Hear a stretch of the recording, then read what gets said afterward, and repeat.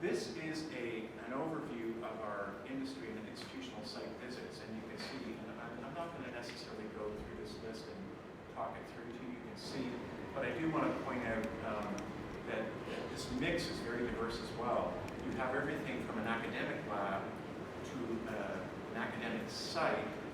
A good example would be the Joint School of Net Science and Now Engineering in Greensboro, to something like the Wake Forest Institute for Regenerative Medicine, which is here in the Innovation Quarter, Winston-Salem. We try to make sure that we go to those sites that are somewhat unique to our state. We're, depending on who measures it, we're usually in the top 5 of bioscience or biotechnology industry in the nation. And we have some very unique properties, such as the North Carolina Biotechnology Center, which they went to, such as the Wake Forest Institute for Regenerative Medicine that we have here, but also state properties like Bright, which is Biomanufacturing Research Technological Education site at NC Central University, and also another one that was really interesting to go to this year that we did for the first time was 2, actually, Carolina Biological Sciences in Burlington and Pfizer in Sanford. But if you look down the list, you can see we went to a lot of the biggies, and we also went to some companies that are actually starting to gain traction, particularly in High Point and Greensboro. This is our happy group, and this is taken at a couple of days ago at Pfizer in Sanford, North Carolina. And I've got to say that everybody was a joy to work with this month. You know, it really is interesting when you get people coming from different states. As you can see by the picture, very diverse group, younger, older, whatever. And what was really interesting is everybody gelled and everybody helped each other, which was really good. And so to that extent, we invited Roger Cubiati, Dr. Roger Cubiati and his wife Connie, who are experts not only in what they do professionally, but somewhat at bringing groups together and people together. And so what we did was we mapped out some of the highlights, and these came from the fellows themselves, of what they had really been inspired or what they learned through the month. And so I just want to show you that slide and point out some things here. So if you can't read that, it says the BIFP 2017. I'm just going to read a couple of quotes. You know, these come from the fellows themselves. Pharmaceutical to the market, unbelievable but necessary. Company culture, the people at their jobs looked happy, loved and liked their jobs, and respected others. Very, very cool, very culture. Innovation is the future. Learn that opportunities exist at all levels of training and education. Bioscience has room for all.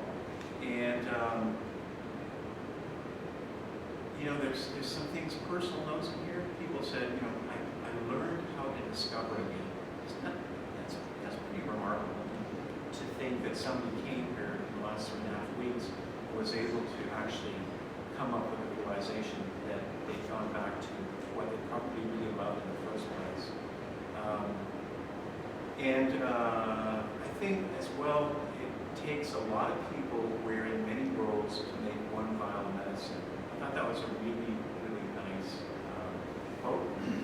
And then one thing we did see almost universally at each of the sites that we went to was people loved their jobs and they really liked to talk about them. And so I think that that inspired us, and it sure gets the motivation going for us. One comment, because we did spend a lot of time in the area of biomanufacturing, and one person said, I learned a ton of biomanufacturing. That's it for me, and we're going to turn it over to our presenters. And I just want to make sure that I thank everybody. There are some of our guests that are here today are actually some of the people that will actually go and visit. We sort of want to get through this. We're broadcasting this. So we want to make sure that we listen to the fellows. We didn't want to have too many speeches, too many distractions. We really wanted to get to the fellows' presentations.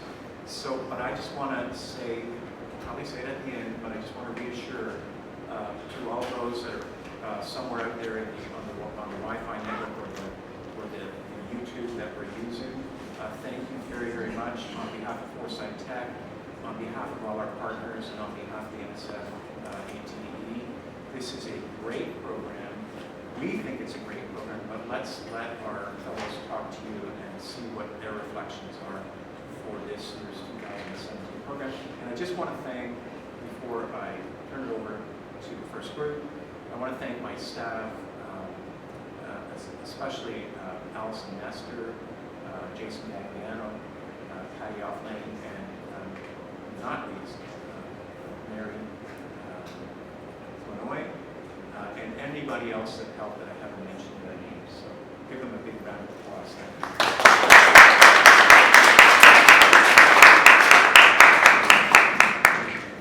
So I'm going to exit out here and invite our first group up, which is Crystal and Eddie.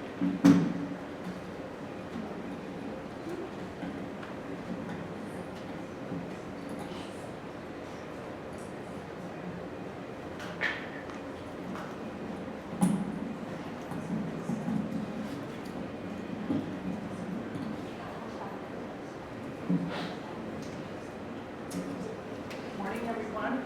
I feel very honored to be here. A little intimidated. It's not the type of presentation I'm used to. Usually, I'm the one who is in charge and knows more than my students do. So I don't know that it's that way today. But we are both very excited to be here to present our views. Our views of our experience here for the last month. We are going to introduce ourselves in a second, and then we're going to just talk about the highlights of our 4 weeks here. Because we visited so many places, we were very limited on our time, so we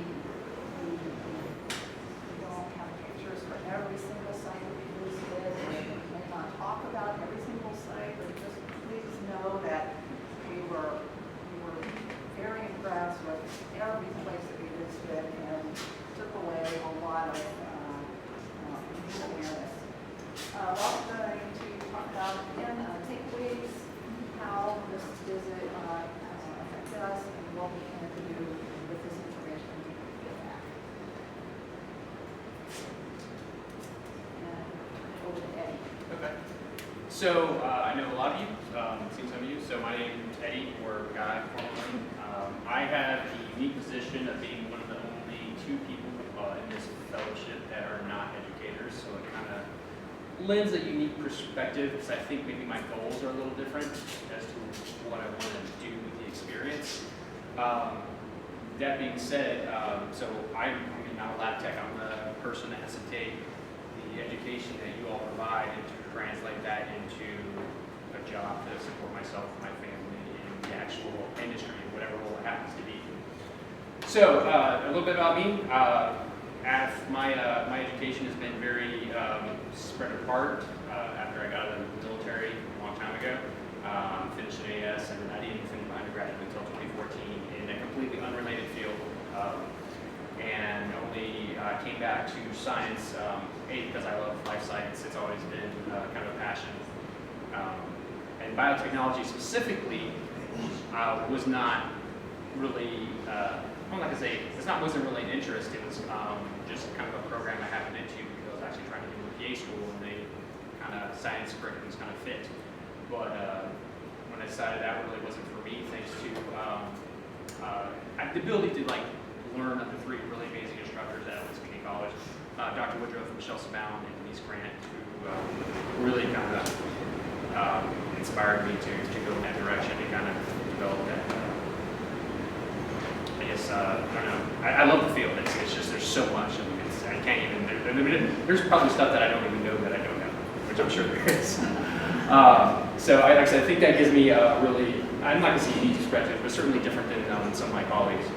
And one thing that this opportunity has given to me is actually looking into transferring to the the Bright Labs at North Carolina Central and pursuing an undergraduate there in pharmaceutical science. So that's a little bit about me. So I'll turn it over to my esteemed colleague from Maine, Crystal. She can talk to you about herself.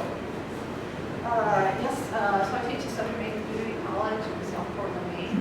Hi everyone, if you're watching. And I'm chair of the department for another 2 months. And I love every minute of teaching there. I came to science later in life, as a he did. I'm also prior military. And it was after I got out of the military after 20 years that I discovered I love science, and I had to take a science class to satisfy what I thought was going to be an English degree. So, long story short, I was hooked, and I just kept going. And eventually ended up going to school in Portland for my bachelor's and master's in biology. This is a picture of my office window. On our campus a couple years ago in the winter. We're on the Gulf of Maine, so we're right on the ocean. It's a beautiful place. Typically, this is what we show students at open house. They know what the winters are like there, so it's not a big surprise if they see snow and ice. But it's a beautiful setting, great school with about 7,000 students, and a large online presence as well now. And I've been there for about 12 years, 5 years as an adjunct, 7 years as full-time, helping what I have come to realize is more helping students learn how to navigate these difficult subjects and become independent learners. That's really my emphasis now. Our department has 3 degree programs: marine science, biotechnology, and liberal studies science. Thank you, Chris. Oh, I'm sorry. And liberal studies science. I will be teaching intro biotech in the fall,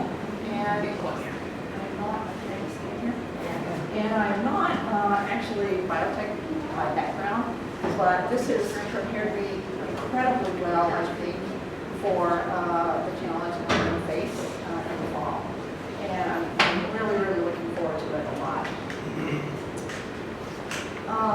Maine has a burgeoning, flourishing, I guess I could call it, a biotech industry. And let's just see. All right, is that better? Any better? Can you guys hear any better on this side? Any better? Any better? Yes. Yes.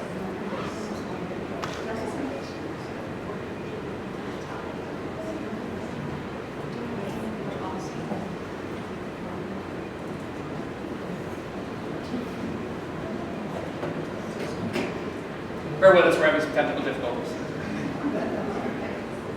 What's she saying? Oh, you're good. Is that okay? Is that better? Yeah. We're getting all the bugs worked out for him and me, so they should. No problem. Yeah, and I don't think I can go there right now, but we have more or less an official website for the state, which is under construction and being upgraded. But we have, I want to say from what I remember reading, about 269 patents that have been approved for biotech, and most of what we do for biotech relates to pharmaceuticals. We do have a large IX facility in Portland, so they're part of the community.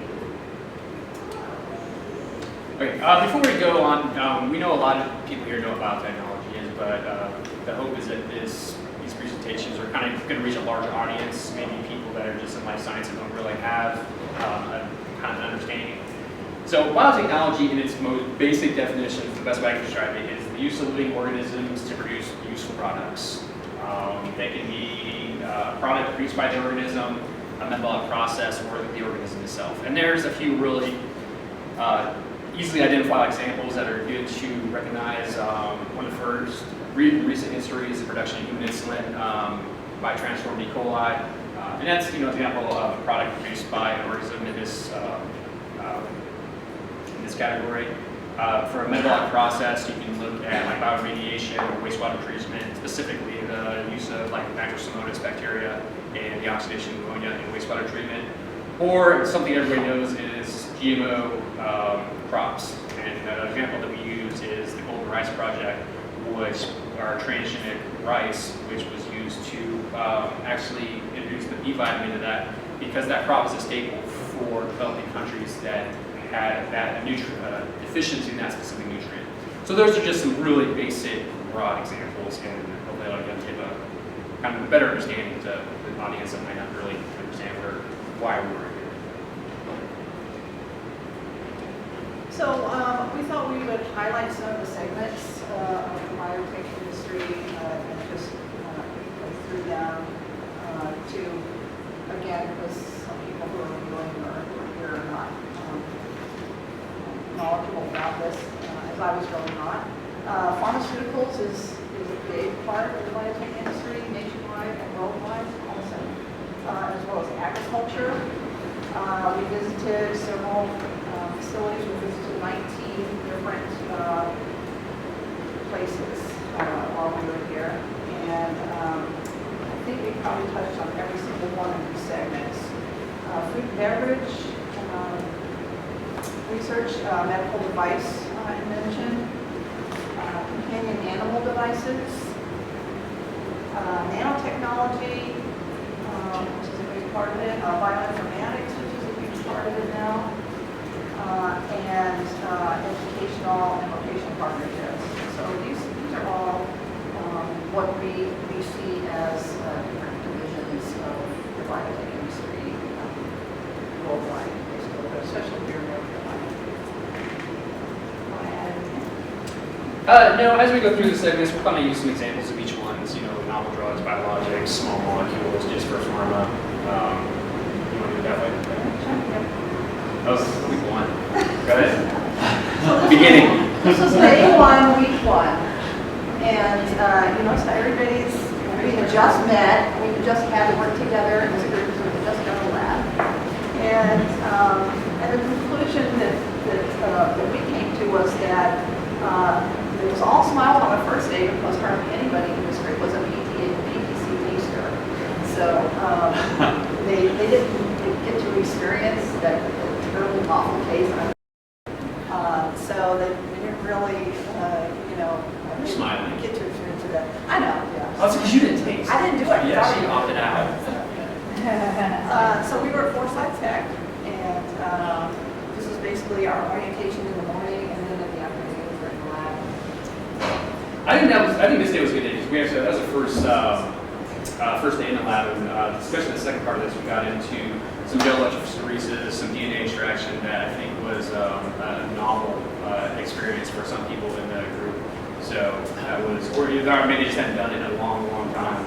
So I think that was a very good first experience. Also that week, we went to the Joint School of Nanoscience and Nanoengineering. Great facility, amazing things being done there in research that I had no idea about, and a lot of us had no idea about. And their mission at this particular facility is to prepare students for a career in research. In these particular fields, nanoscience and nanoengineering, either in government, in industry, or academia. And these students come from a very wide background, diverse field. This would be my top choice if I was in the market for another degree. So, okay.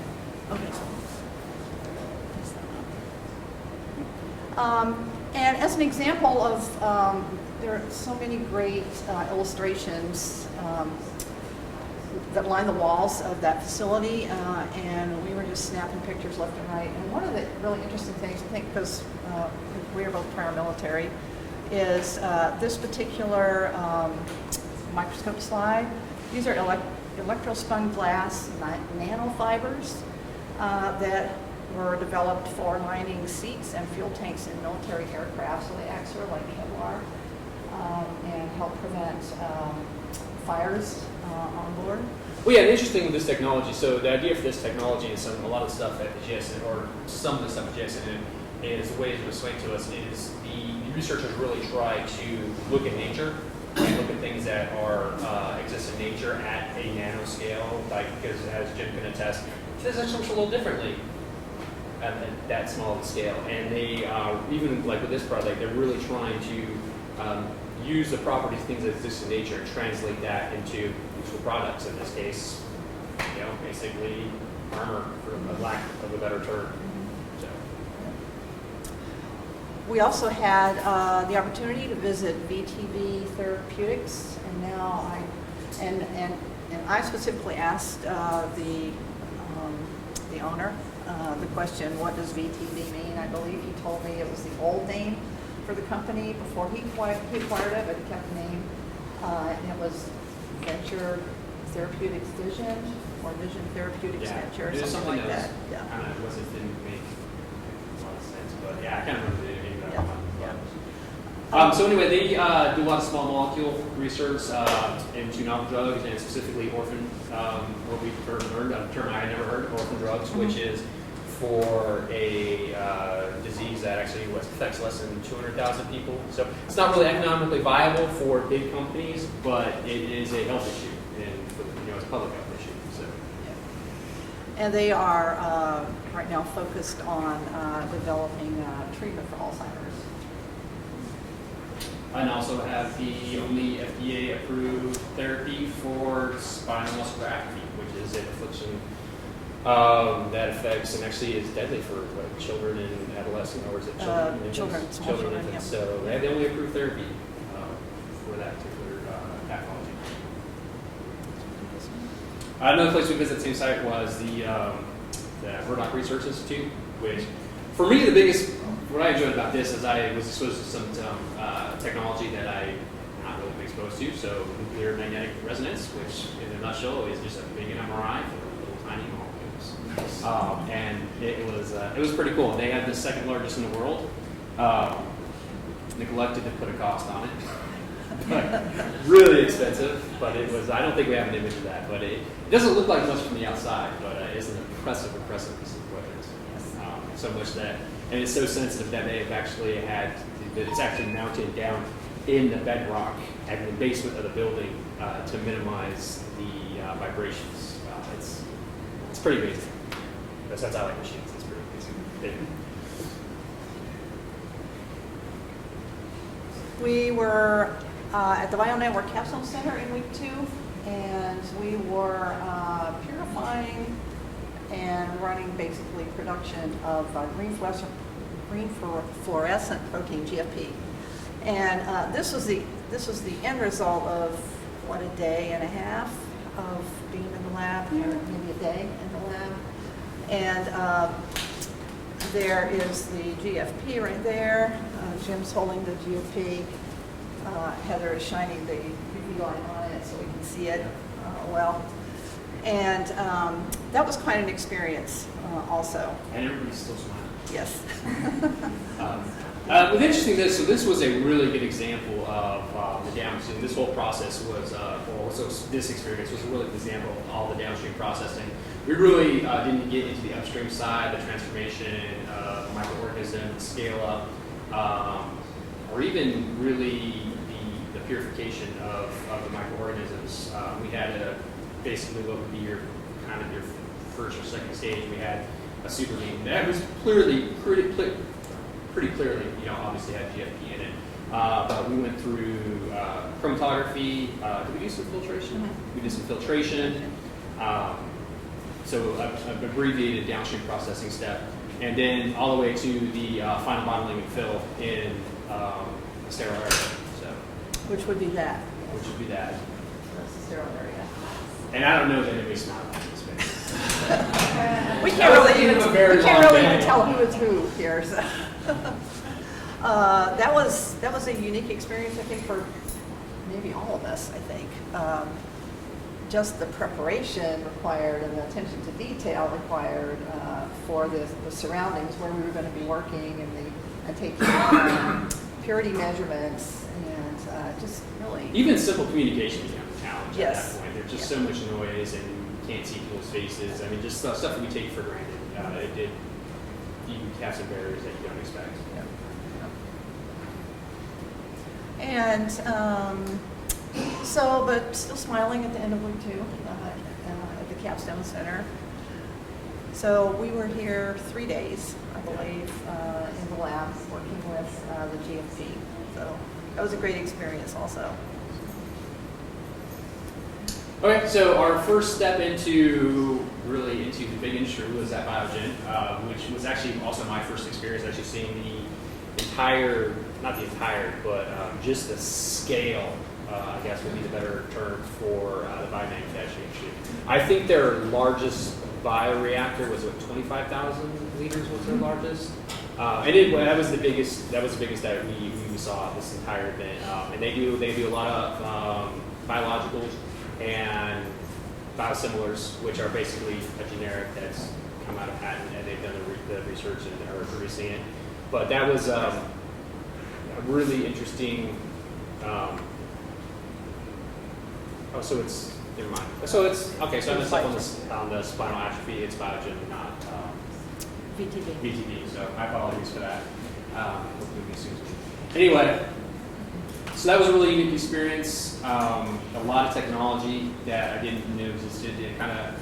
There's a lot of automation, but also one of the things we saw at the very end is they have a section that does what's called flexible volume manufacturing with closed systems. So it eliminates some of the need for these super clean rooms because it's entirely closed from the bioreactors to the filtration and the chromatography. It's actually never exposed to the outside environment. I think that was used for a lot of what we're talking about clinical trial production, right? So where you're actually changing products. And that really seems like a technology that's going to be something to pay attention to just because you have less capital investment in the actual infrastructure needed to produce products. So I got the sign we need to sort of move along here. So. Sorry. So we were able to visit No Designs, also very interesting place to do plant work. Basically,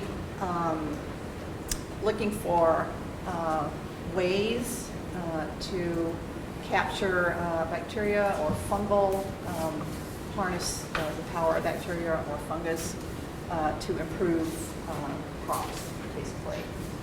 And they generate so much data, they hardly know what to do with it, they were telling us. So, just a huge place and great research going on there. Several of the scientists talked with us about what's going on, and it was very interesting. I come from sort of a plant background, so that really was interesting to me, and so does Eddie.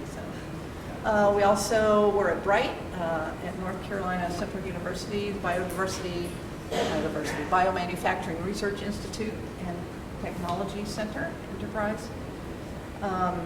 We spent a day there visiting with scientists and who were working on cancer cells, cancer research. Visited the Natural Products Lab through BioNetwork. Also, this was week 3. We spent an afternoon in the lab running purification experiments on beer, different varieties of beer, which I'm not a beer drinker, but I did it, so. So that was interesting. Piedmont Pharmaceuticals we spent an afternoon with. This is the foyer of the company. Very interesting. They make companion animal medicines, medications. And also now they've just been approved, actually you got the news while you were there, it's just been approved, this patent for marketing the head lice solution that they have developed for humans also. Yes, but the comb is the medical device. So it's patented as a medical device, even though the medical device is not necessary. It's included in the kit, and so therefore it's considered a medical device. it's kind of an example of how the regulatory agencies are not quite on the same, able to kind of keep pace with industry as far as stuff like that goes. So there needs to be a partnership with that. And we spent some time at Alamance Community College boot camp. Dr. Woodruff, who is here, has had his patients thoroughly tested, I think, with our group. But it was a great 3 days, 2 days, 3 days, and we learned a lot about cell culture and how to take care of cells and how to raise them, how to differentiate them, which is really interesting. I think this was another example of some lab time that was something that a lot of people in our fellowship either had not had experience with or had been a long time. That was kind of, not to say frustrating, but certainly a learning experience. Yeah. And again, so much attention to detail. We are here, as you know, at the National Center for Biotechnology Workforce. We've been here a couple of days. Jason was working with us on sequencing adenovirus and got some big impressive data from that, the genome.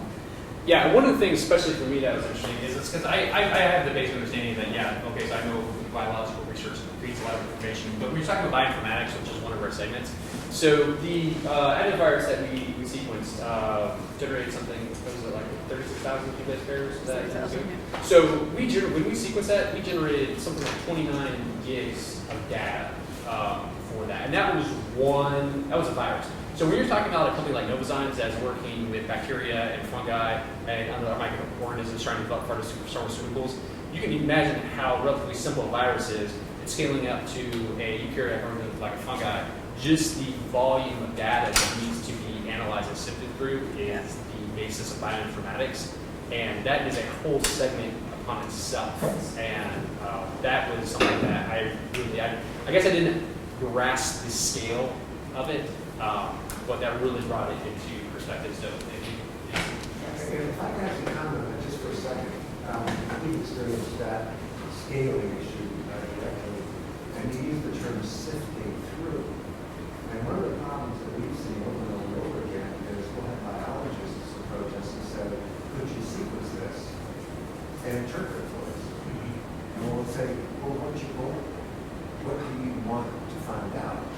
And so that term sifting through requires an active goal. Some sort of metric that you can.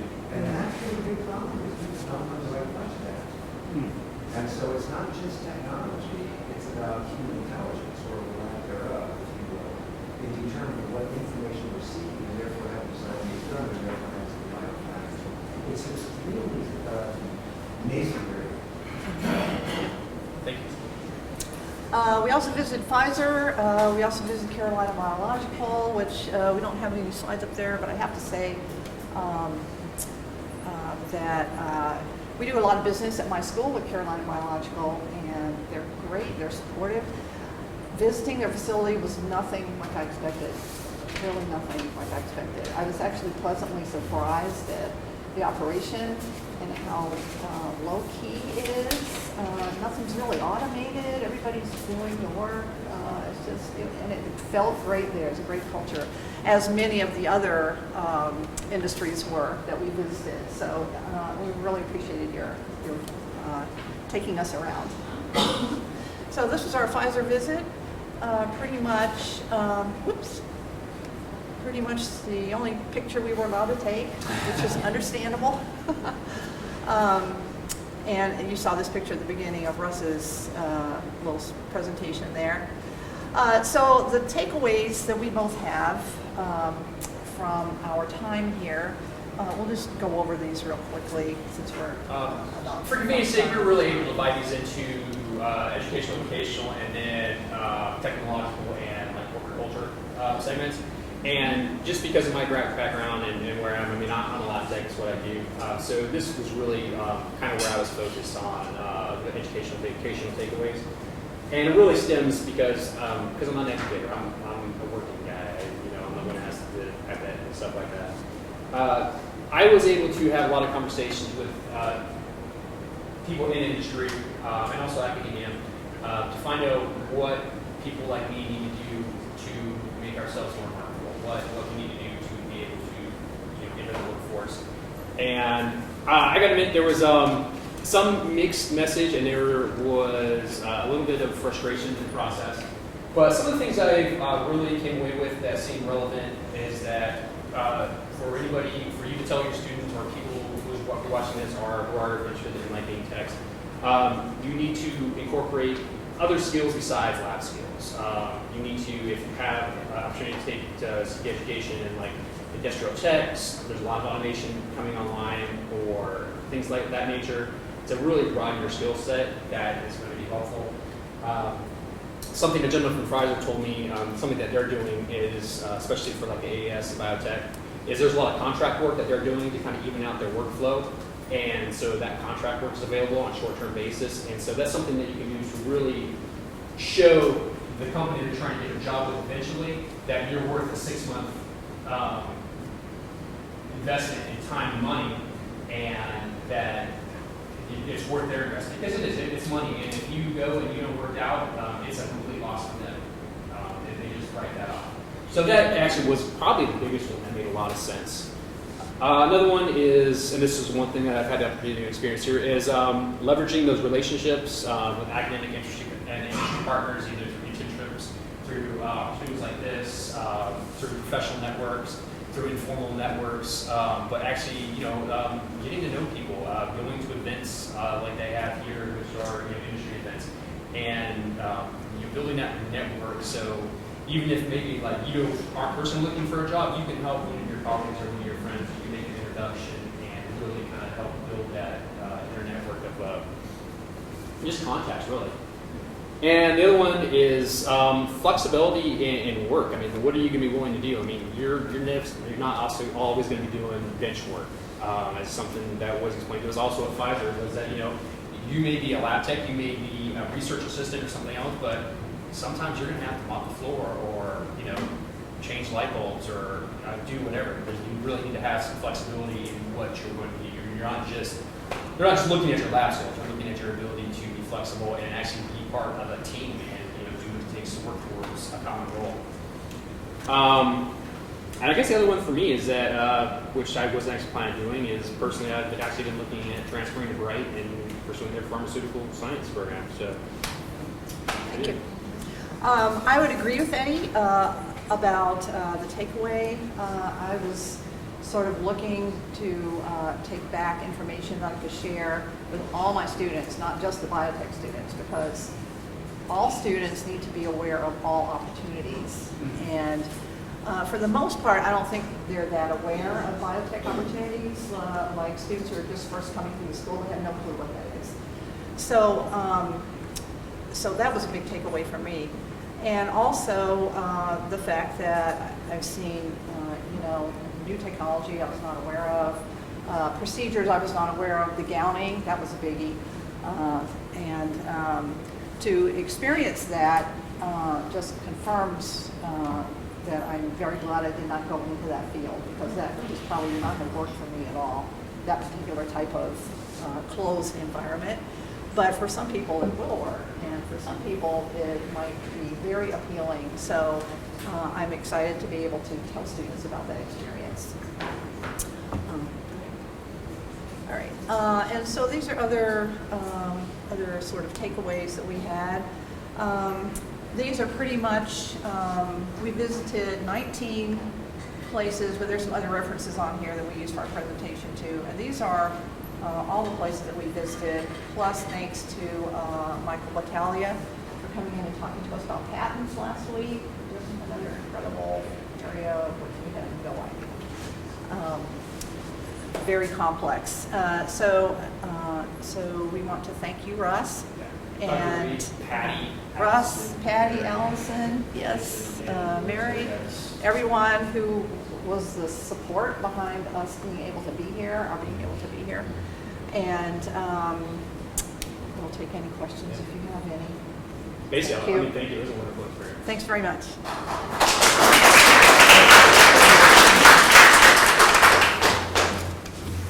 Actually, you're coming through loud and clear on YouTube.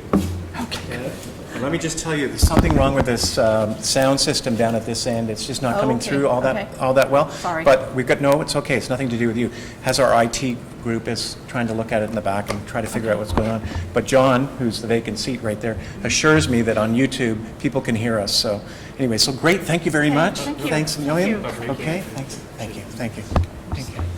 Any You okay, Bob? I'm sorry. I can leave this up here. That's great, that's great. Yeah, perfect. Okay, so the next presenters, we're going to hold questions until everybody's presented. Because for the sake of time, we have people that are flying out this afternoon as early as 1:30. So next one is Cleo and Sabrina. But before I move on, I just want to thank Eddie. Eddie's the student in here, in this group, okay? And he's around all these teachers and so forth, but he's the actual student. And but something you may or may not have noticed is that that several of our fellows this round, as have been in other rounds, are actually military veterans, and we're really appreciative of your service, so thank you. You guys ready to go? All right, let's go.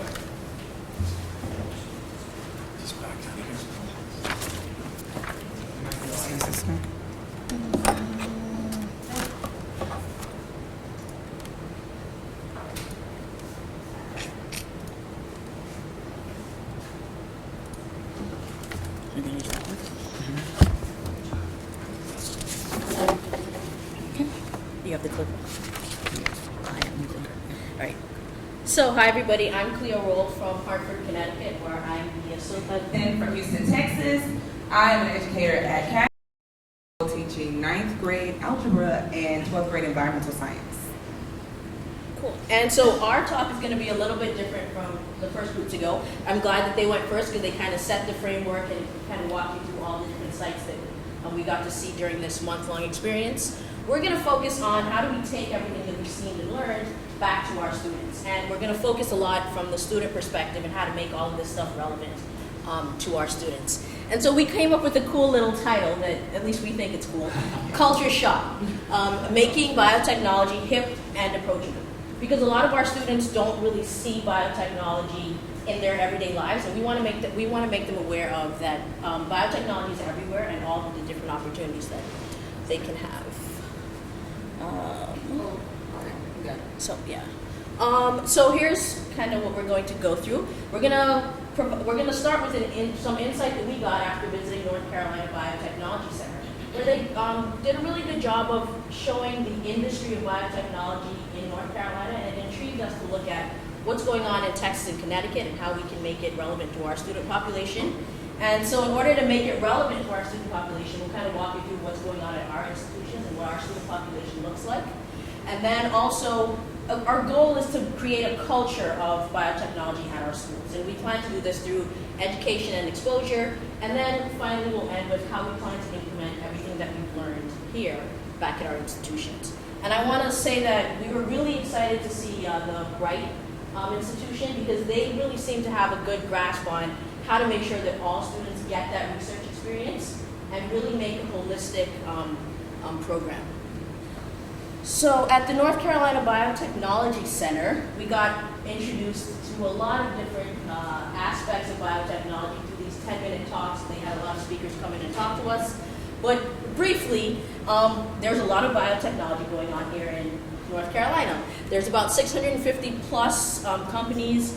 It brings in a lot of money, about $86 billion. There are also a lot of opportunities for people to be employed, about 63,000 employees in the field of biotechnology. And we got to see a couple different areas. So we got to see Research Triangle. We also went to Asheville for a bit, and the Piedmont Triad. So we got to see a lot of different types of industries in a lot of different areas here in North Carolina. And so that takes us into what's going on where we're at.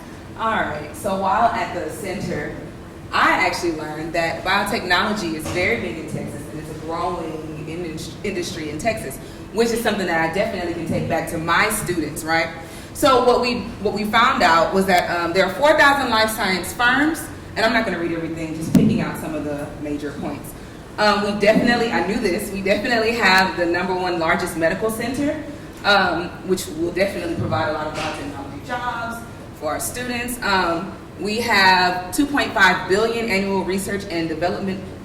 So we have dollars, we have money, okay? So we can do this, all right? We have 22,160 clinical trials underway. Also, when we look at Texas, we can see all of the biotechnology industries, some that you guys recognize, and there are a lot that maybe you don't know of, but hey, there are jobs, there's opportunity for biotechnology in Texas. And when we go to Connecticut, so being the coordinator of our biotech program, I kind of had an idea, and I kind of interfaced with industry, and I knew some about what was going on, and I'm also involved with, I have our banner there, CURE, which is kind of the Connecticut version of the NC Biotech organization that we visited here. But there's really a lot of state support about getting biotech out to the student population. There's a lot of money that the governor has invested. Not everybody in the state is happy about that, but he's definitely pushed a lot of money, especially in genomics and genetics education, and also in getting those industries to Connecticut. So I put their jobs today, economic growth tomorrow, innovation for the future. That's kind of the tagline for the state. I learned, and actually it wasn't on the NC Biotech slide that we got to see, Connecticut is actually 5th in the nation in biotech industry. So it's pretty impressive that, and a little upsetting that they didn't show it.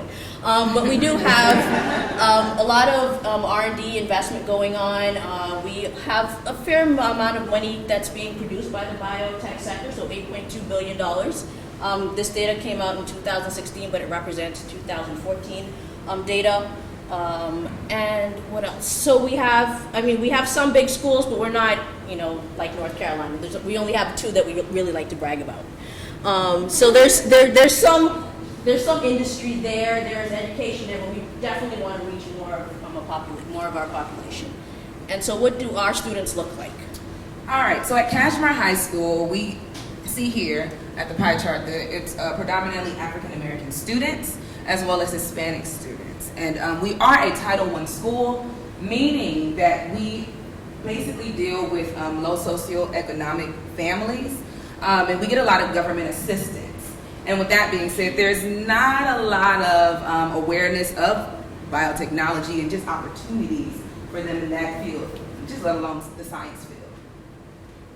And so Capital is a lot like Kashmir, a little different in that we're a community college, but we definitely serve a similar population. We have about a little over 4,000 students, if you count both our part-time and full-time students. About 60% of those students are either African American or Hispanic.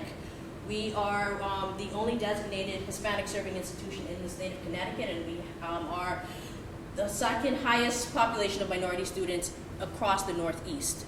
We offer about 40 plus associate degrees and about 20 plus certificates. And our biotech degree started in 2014, and we graduated our first student in 2015. So we do have a program that we can actually get students out the door once they're in. All right, guys, so when we ask students, or if you think about asking your students for the teachers in here, or just people that aren't teachers, and if someone asked you, what's a career that you know that you can save lives and cure diseases, what would you guys think of as the first thing? A doctor, a medical doctor, what else? A nurse, that's it, exactly. And I've asked my students that in the beginning, hey, what are your goals? And they'll say other things. But if they do want to pursue a career in the science field, it will be doctor, nurse. That's all we know, right? So with biotechnology, what I plan on doing is letting them know, of course I'm not going to read it to you, but also that biotechnology is a growing industry with many jobs, and it's a high-paying job. You can save lives, and you can cure diseases, right? You can also help feed the hungry and improve animal health, and so much more.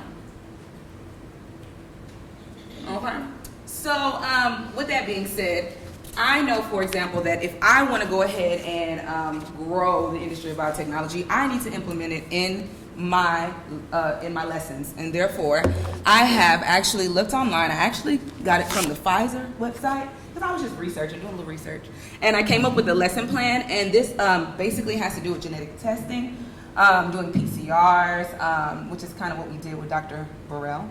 And so I think that would be really interesting just to start with our students, right? To just get them started with the whole biotechnology. I'll pass this around. It's only one lesson plan, but it's multiple lessons in it. So just pass it around and look at it, okay?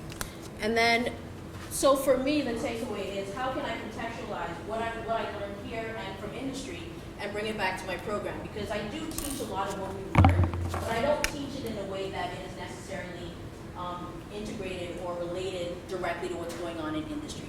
And so two of the sites that we visited really stood out to me.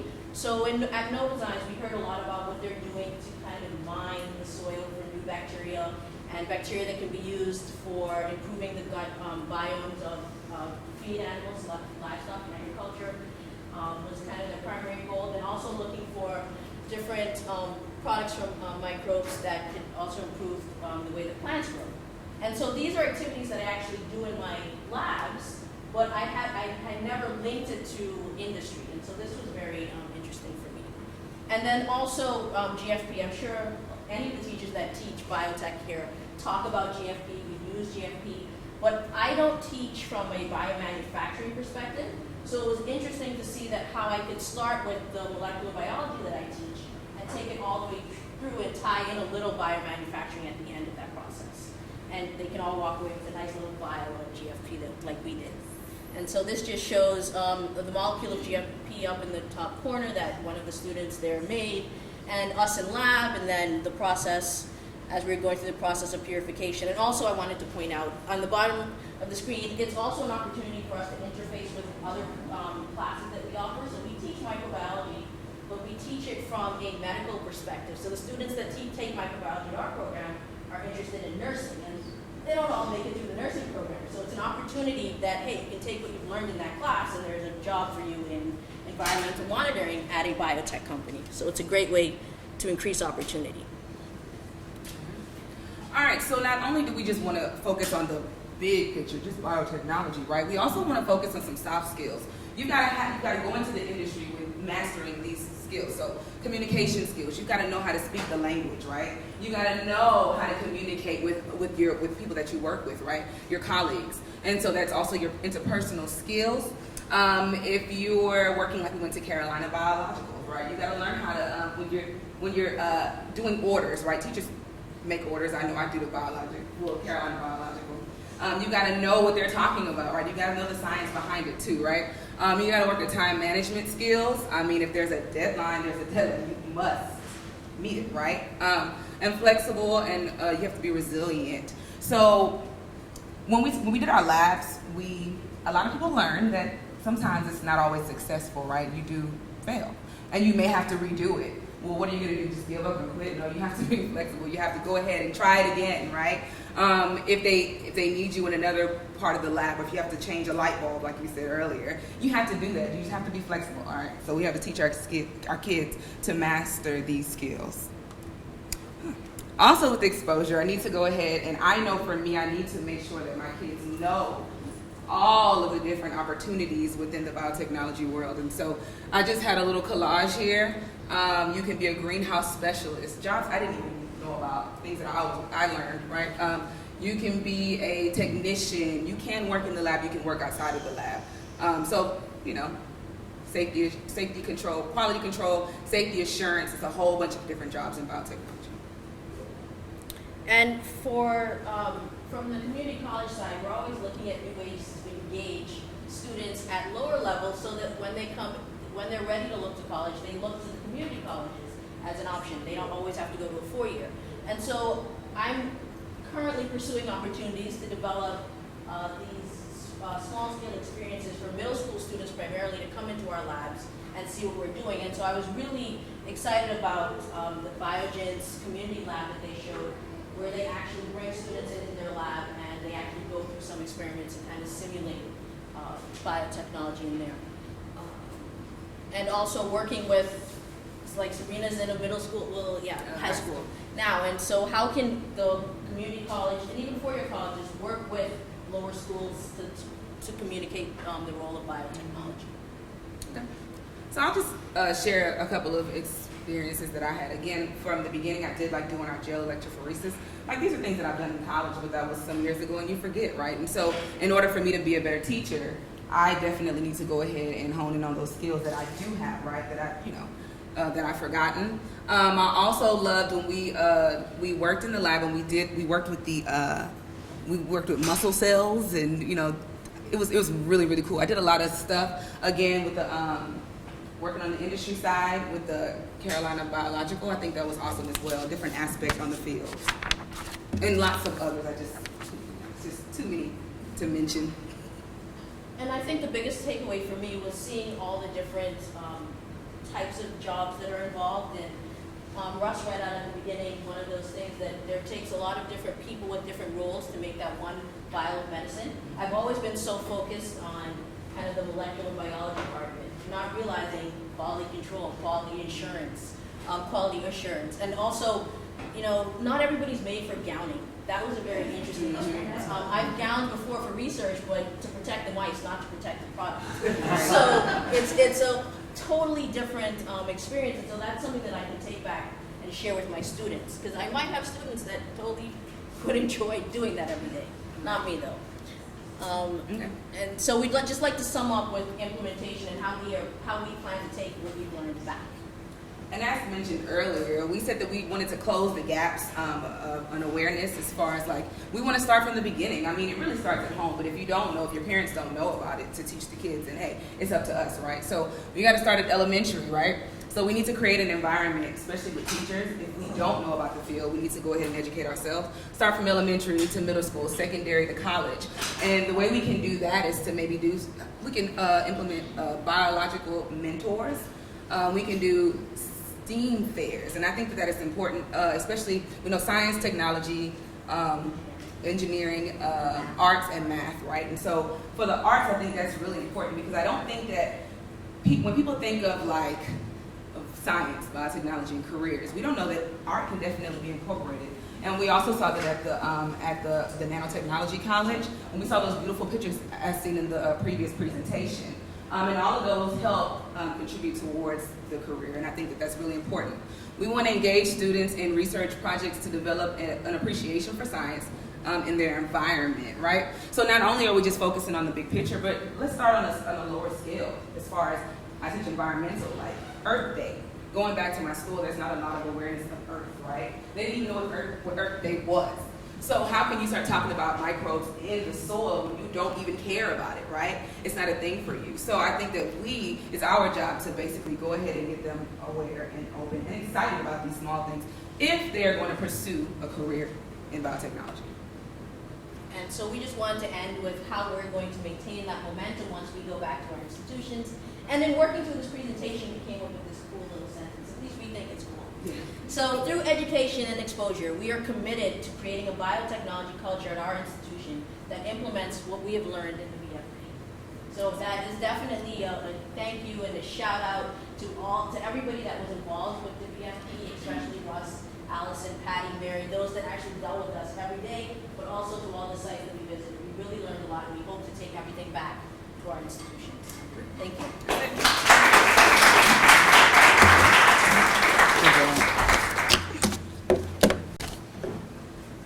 Good job, Theo and Sabrina. Sabrina's going to do something for us later, maybe, if we have time. Yeah, she's a very talented girl, and you'll see. So we have Heather and Kata. Her name is Alkita, but she likes to be known as Kata. And I just want to give you a heads up. The YouTube is coming through, but we're getting some feedback. Sorry, we're getting some feedback back from. Sorry, we're getting some feedback from some of the sites that are that this is being transmitted to, that the speakers are wandering a little bit away from the microphone that John has. John, which is that microphone? Is it on here? Yeah. Okay. Yeah. Okay. So some of the sites are saying that it's sort of fading in and out. So just try to go with flow. Does anybody have a soft voice and need one of these? I have a soft voice. There you go. This. Okay, good. So Heather, Kata, take it away. Awesome. All right.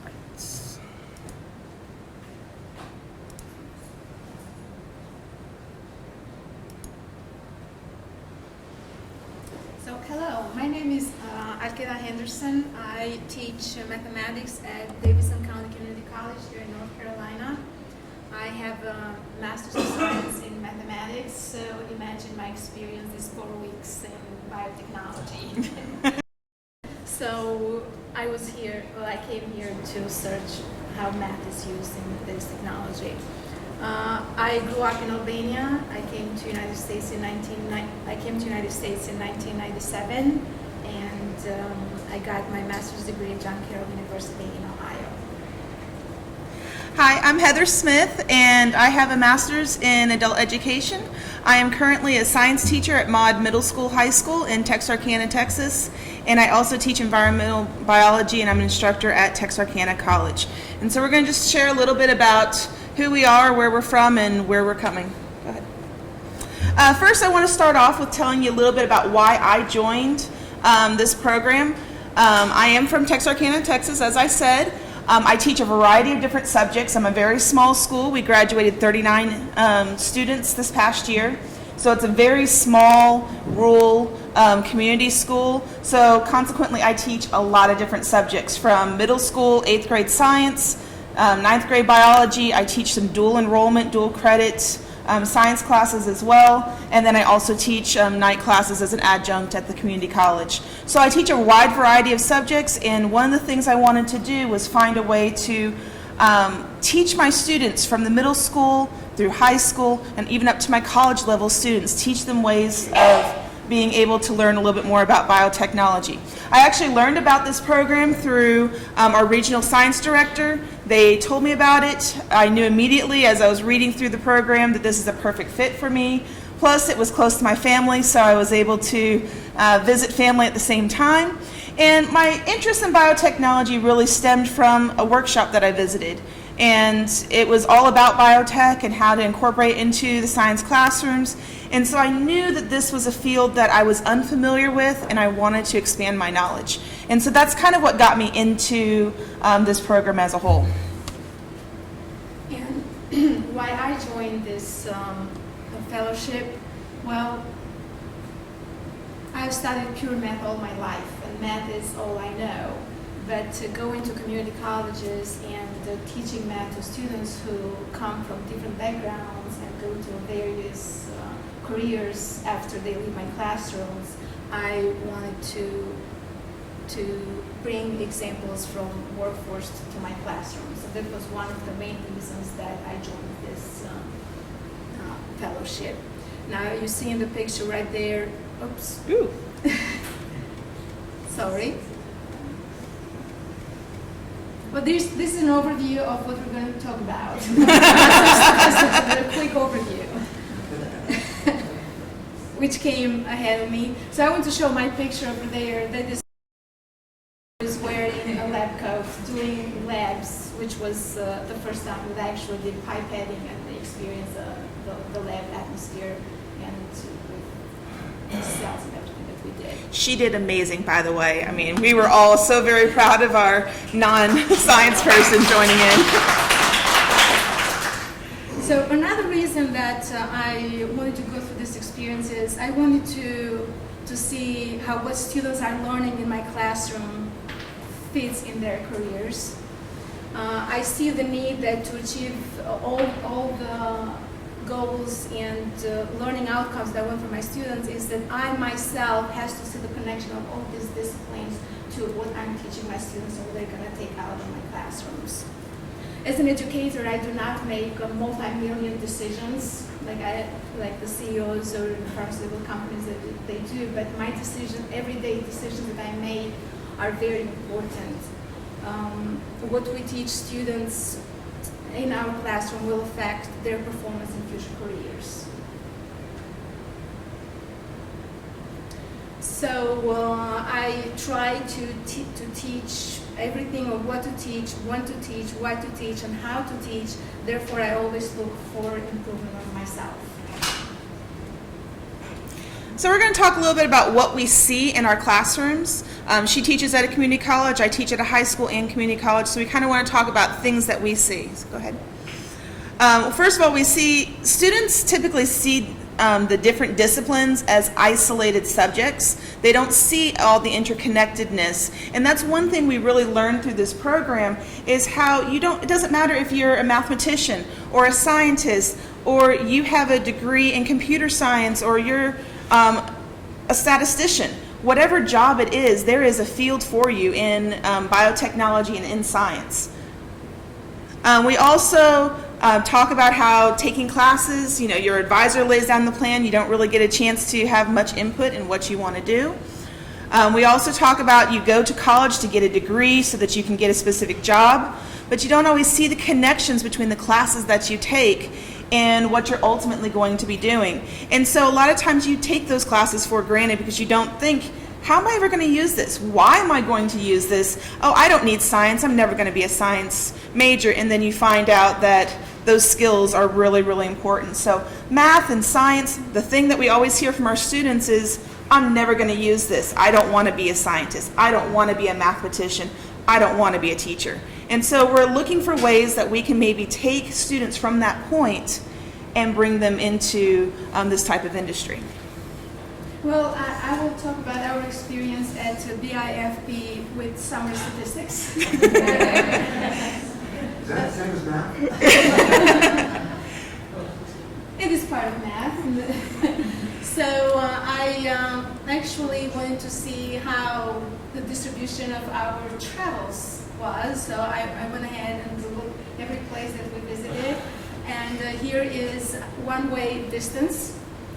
We see that we visited, well, we had 21 visits throughout these 4 weeks with a mean of about 37 miles one-way travels and median of 21.4 with a minimum distance of 0.4 and maximum distance of 149, and this is one-way distances. So it gives us an average of about 43 miles per day, and I'm using the median here because as we see in our box plots, our distribution is very skewed to the right. Very skewed to the right, and we see our outlier out there, which was our trip to Edgeville, 149 miles one way. And we did this in 16 days. And about 776.1 miles total. This is not counting other places that van went and took us into eating and visiting places. This is just going to the sites. Here's the distribution of academic institutions versus non-academic institutions. We did 14 visits on academic institutions, community colleges, and higher education as well. And we did 7 visits to industry.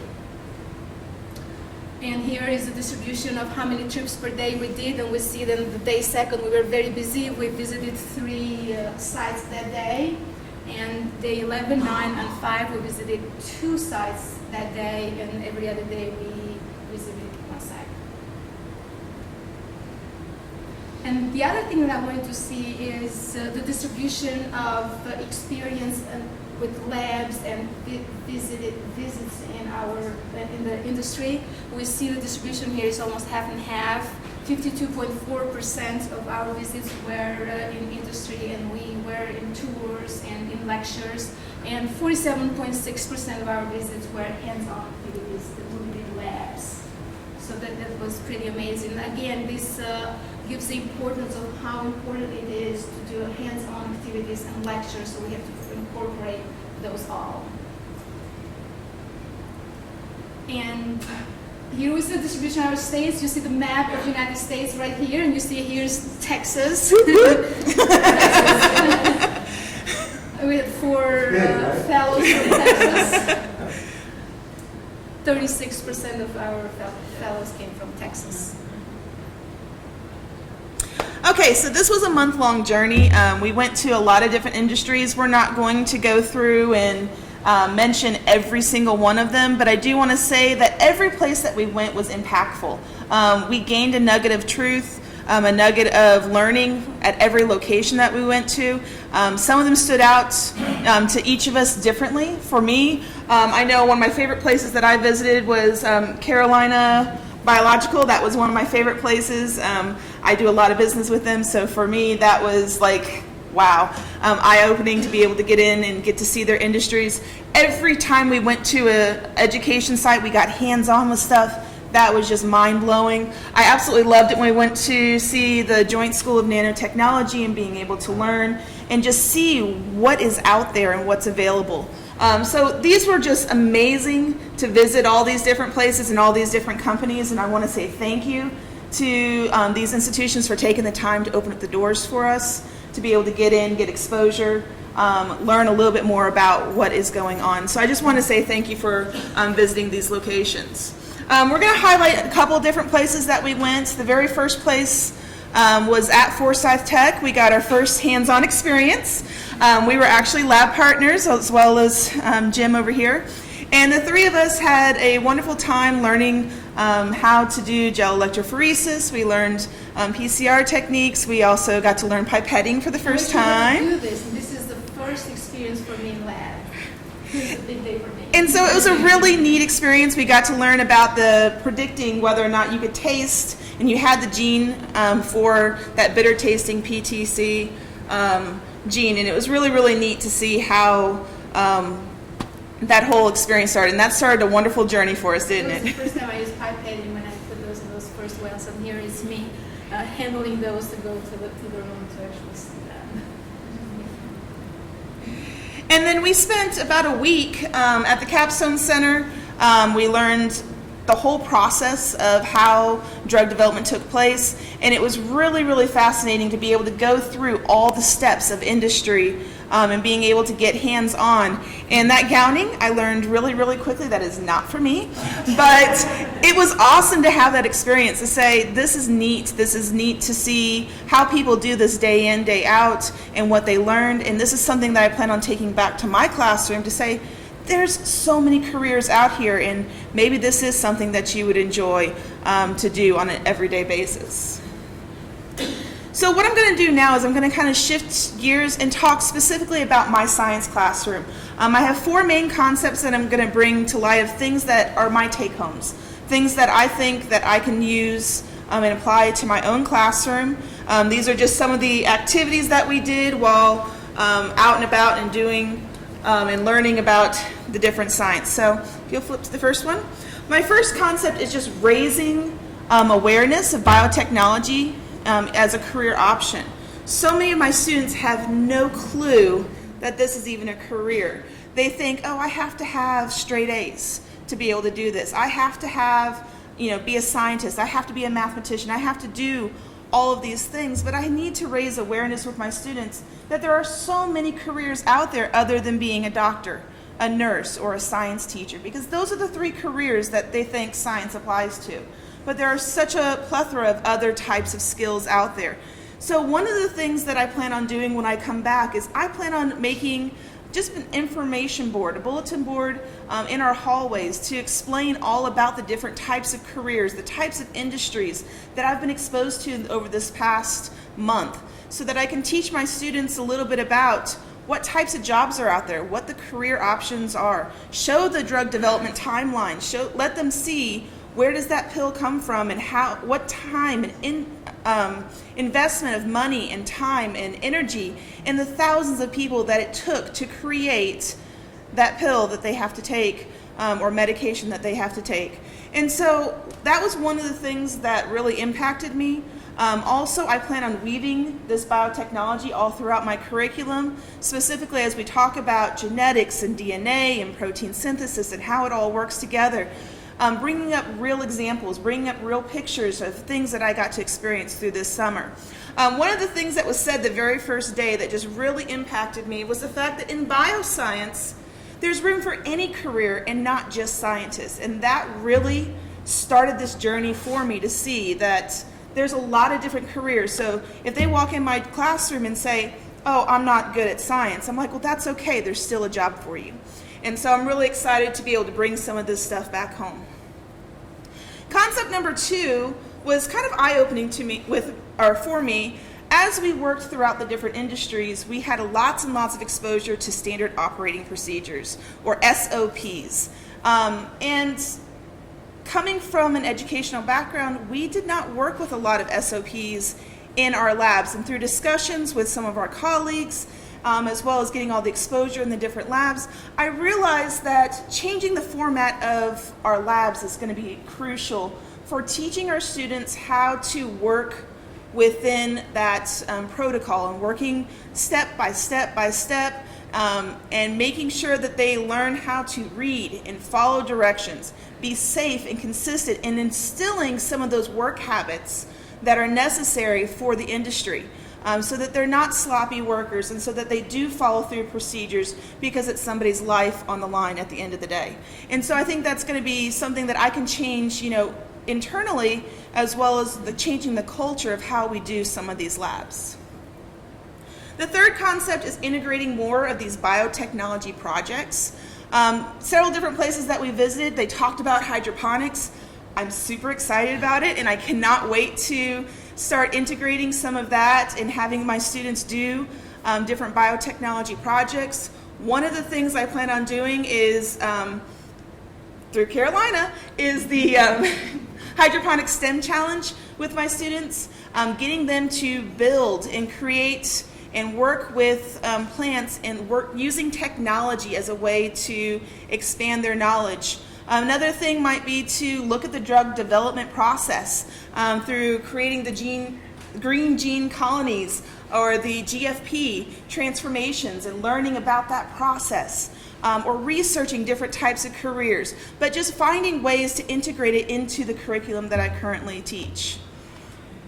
And the last concept is something more of a long-term goal, is creating more biotechnology courses at my campus. Right now, we just teach our major subjects, but I'd like to maybe as a career and technology education course, develop one of these biotechnology courses. I see it as a growing field. I see it as a training tool that it doesn't have to be academic, but it can be career focused, so that we're teaching them the lab skills necessary and they're training on the equipment that they'll use.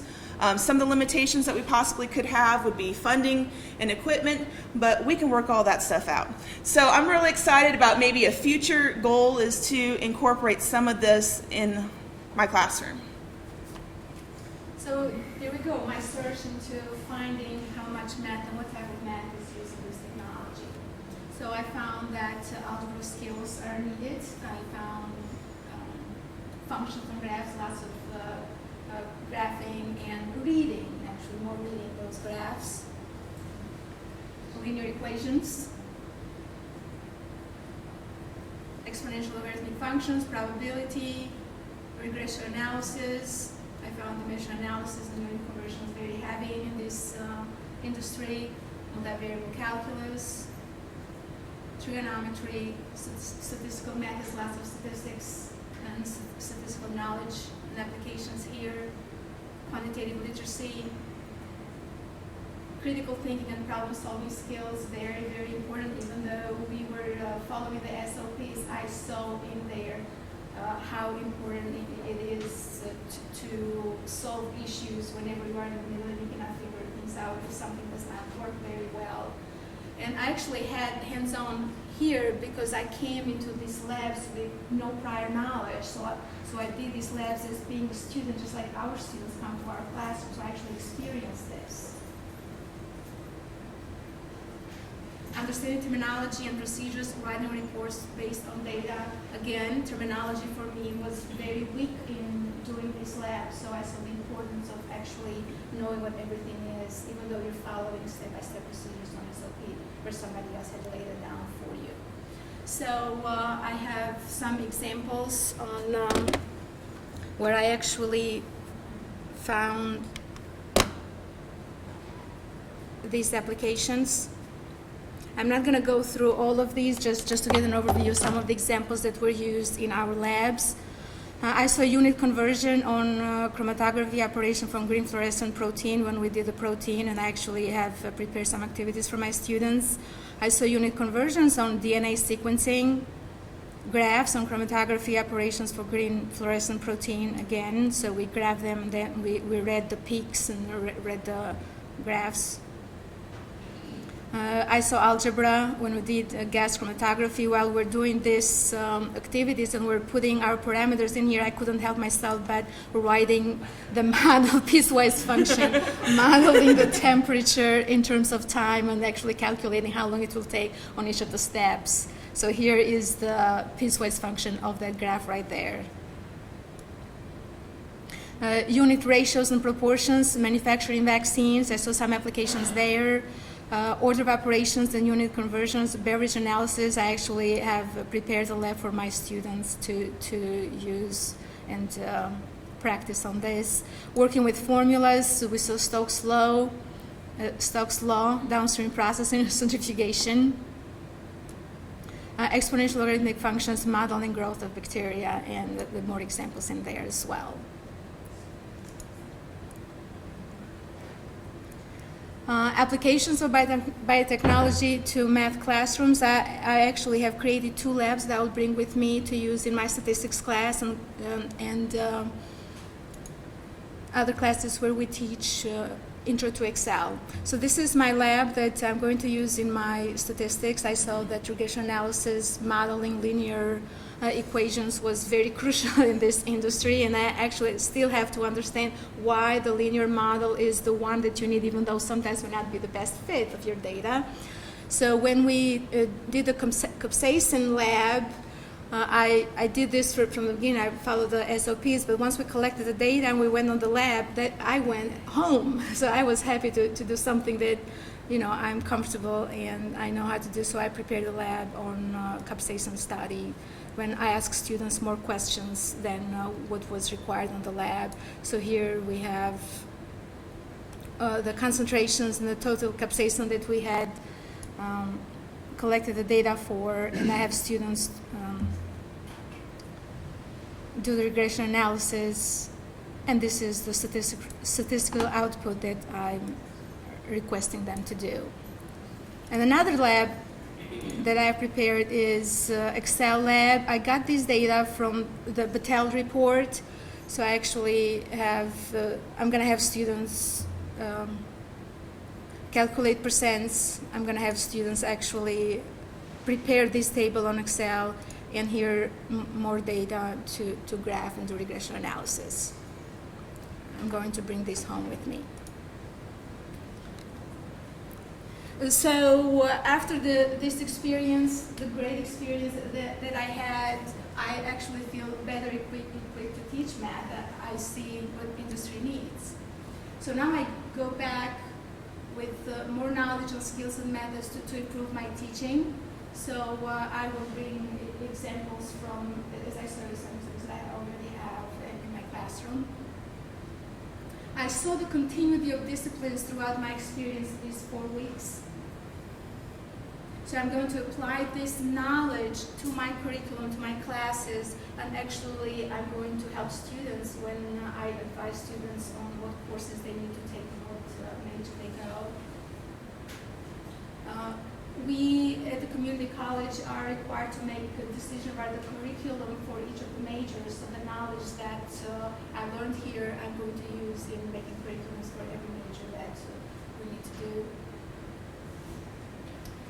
Well, math is a piece of the puzzle in all careers, and now I know that the bioindustry and all related fields need math and what type of math they need. So in the future, I will try to prepare interdisciplinary labs. I will work with my colleagues of other disciplines and colleagues of microbiology and chemistry and try to incorporate labs and put math in there.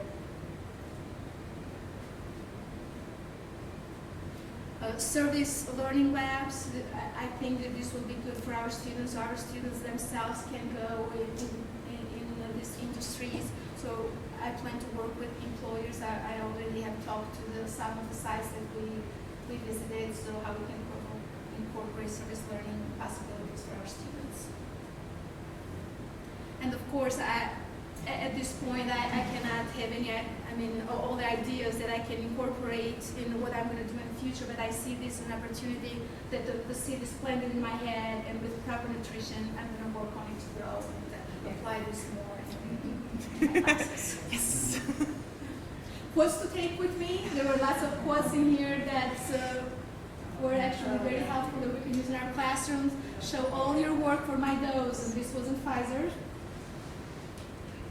Positive anything is better than negative nothing. Notebooks still matter. This was a presentation of Michael Battaglia. Not only lab rats. Everybody's genius. No jerks allowed. This was Pfizer as well. Statistics mean never having to say you're certain this was in the lab and coronavirus campus. And I have some resources that I'm going to research for future labs that I'm going to be working with. I want to thank everybody that helped us make this possible. I want to thank the BIFP team and all the companies and institutions that made this experience great and rewarding for us. Yes, thank you.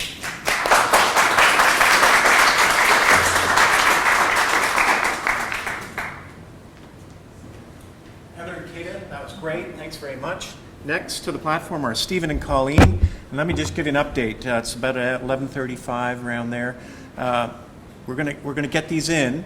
So the boss has just come in. You know, we're at an industry site. The boss has just come in and said, guess what? We really need to sort of, yeah, because the batch is due. We got to get it out the door. So you guys are the batch. So sort of, if you can see places in your presentations going forward that you see might be duplicative of past presentations, just, do what you need to do. Thanks very much. Okay.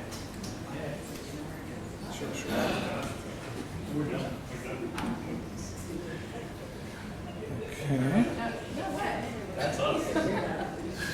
There'll be nothing left for you to do, right?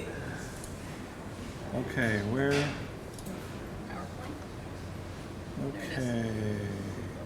Where's, oh, here it is. Delete. Oh, it's already open? Okay. In the PowerPoint. Yes, it is. Okay. All right. Are you the clicker? I'll click it. You can be the clicker. Yeah. So we're going to be fairly simple, I think, and straightforward. So since we're supposed to move things along, I think we'll do a good job of that. So. We'll just share a small portion of our excellent adventure. Yes, exactly. Right. So we thought we'd have a little fun with this. So this is our team name, by the way. So we're Colleen. A biosimilar. Yes, exactly. Right. Sort of like Benifer. So for the record, I'm Stephen Brown, and I'm from Los Angeles, California, which is a little pointer right here. There we go. And Colleen, where might you be from? I'm Colleen Knight from Sweeney, Texas. And so this was our excellent, it really was an excellent adventure, so we thought that was a good thing. So Colleen's going to tell you a little bit about herself, and I'll tell you a little bit about myself. Carry on. So, a little bit about my background. I'm an animal science degree, and I did some quality control with American milk producers industry when I was a young person, and then my life's kind of sidetracked into studying some different sciences, raising children and being married, and then I came back to a career in science. I'm a high school biology teacher. Currently in Sweeney, Texas. It's the second school that I've taught in. And I was part of a science teacher mentor program. And I had the opportunity to hear a lady from Austin Community College give a presentation on biotech. And I was so interested that I went back that summer and took a continuing education course offered through a program called Gateway in biotech, and tried to convince my administrators that we needed to teach the biotech course where our high school students could get a certificate in being a biotech lab technician. It didn't go real well, so we're not offering the course yet, but I'm hoping with continued interest and knowledge on my part that perhaps at some point in our program we'll be able to do that. And I found out about this opportunity through my Region 4 Science Center, and signed up thinking, oh, I'll never get in, because it was such a great opportunity, and then was really happy to be able to participate. All right, and I'm Stephen Brown, and I'm from Los Angeles, California. Where to begin? I'm sort of the anti-CADA in a sense that CADA came into this and everything was new. And I've spent 16 years in biological research, but all in an academic environment. So I kind of knew or had some familiarity or actually done, a lot of the things we did, but the reason I'm here is what's in parentheses there is because I have no experience whatsoever with anything industrial. And I was charged, does that come up here? Oh yeah, so my teaching experience, so 16 years in research in fields of immunology, molecular biology, developmental biology. And I kind of discovered I like teaching better, made more money at it too, so here I am. And I've been teaching for 12 years full time, and so I'm at LA Mission College in Silmar, California, and didn't put it up there, but recently I was forced, in a sense, to become department chair, something I never wanted to do. Crystal and I have had a lot of conversations about that. Anyways, on top of that, about a year ago, I was approached saying, we got some money, we need to go biotech, blah, blah, blah, blah, blah. So that's your baby, go do it. And I'd never done anything like that before, and to some degree it feels like, just kind of plow forward and figure it out as you go along. So this fellowship is perfect for me. I was so happy I wasn't even aware of it. But what a great opportunity to spend a month getting, some exposure to just what this industry is all about. And it's, even though you do technically a lot of the same things, it's really a lot different than, teaching labs or academic research labs. So this is really a godsend for me. So how did I find out about it? Well, I got to thank Russ. All right, thank you, Russ. Again, this last summer I went to LA Valley College was participating in some aspect of what you're all doing. I think it was one of 12 community colleges that started biotech programs that Russ was involved in coordinating and getting funding for and so forth. So they were celebrating a milestone, and we're just up the freeway. So I came by, heard him talk, and he was talking about this program, and I was like, I think I might want to do that. So I talked to him. He said, apply, and here I am. So I'm really happy to be here. What else do I got up here? So, of course, everything I've learned, I have so much I'm going to take from this and incorporate it, because I not only had to put together the curriculum and design the courses, now I got to teach them. And now I have so much I can take from what's real and what's relevant in the biotechnology industry into the process. Okay, what's next? So one of the big takeaways was just the process that the biotech industry uses in order to produce their products. So we've listed those processes. So discovery, research and development, that kind of goes hand in hand. And we just thought it's kind of nice to see everybody presented had a kind of slightly different format. So ours was, let's put what we learned in the context of the process. So this is the process as we experienced it. So a lot goes into discovery, research, and development. Then, of course, there's clinical trials that take years and years and years. And then the fun stuff. Large-scale manufacturing. And, of course, once you've got a product, Actually putting it on the shelf. So we got to do a little bit of everything. So we just thought we would, depending on how much time we had, we just kind of touch on different places we went to in light of each of these steps of the general process of producing a product that's going to be put out there. So you're basically going to see a lot of the same places you've seen before. So we'll keep it brief. We're not going to. Right. So honestly, I think every place we went, all that goes into discovery, research, and development is completely relevant. So we could have listed everything, but a couple we just thought we'd put in there. So VTV Therapeutics. Well, we're going to just put them all up here real quick. Piedmont. They made the head lice product there called Results. And Novozymes, we all had a great time there. And Bright too. All kinds of great kind of discovery, research, and development going on in these places and all the others. Anything you want to say about what you're going to take back? So I think just like people had mentioned before, at each of the places we visited, you could see a culture that is important to the production, being productive in that industry. And so I think my takeaway is going to be just to foster that in my classroom with my students, to let them know that it's not just knowledge, book knowledge, which is important, but you also need to be able to interact with the people that you work with. Yes, absolutely. Yeah. And I was very happy to see that, a lot of the lab techniques and so forth that, we use on the academic side of things, they're all completely relevant Right. to the R&D process and so forth. And Right.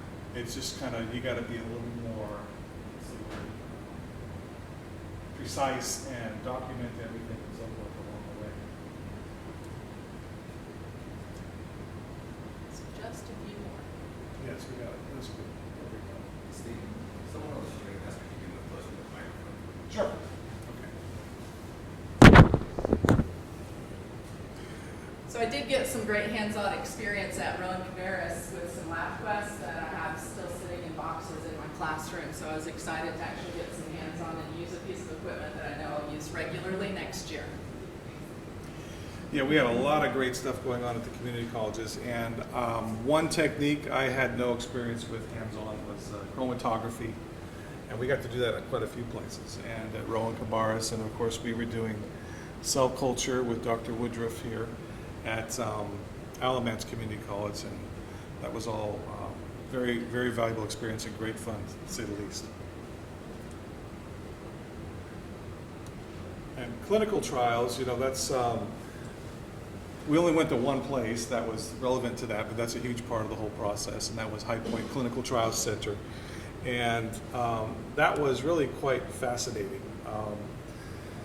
It's not something we're going to do in the classroom, of course, but it's good to know about it, and that it's, it's just a lot of time and a lot of money. That was really impressed upon me, and really was really surprising. Anything you want to say about that?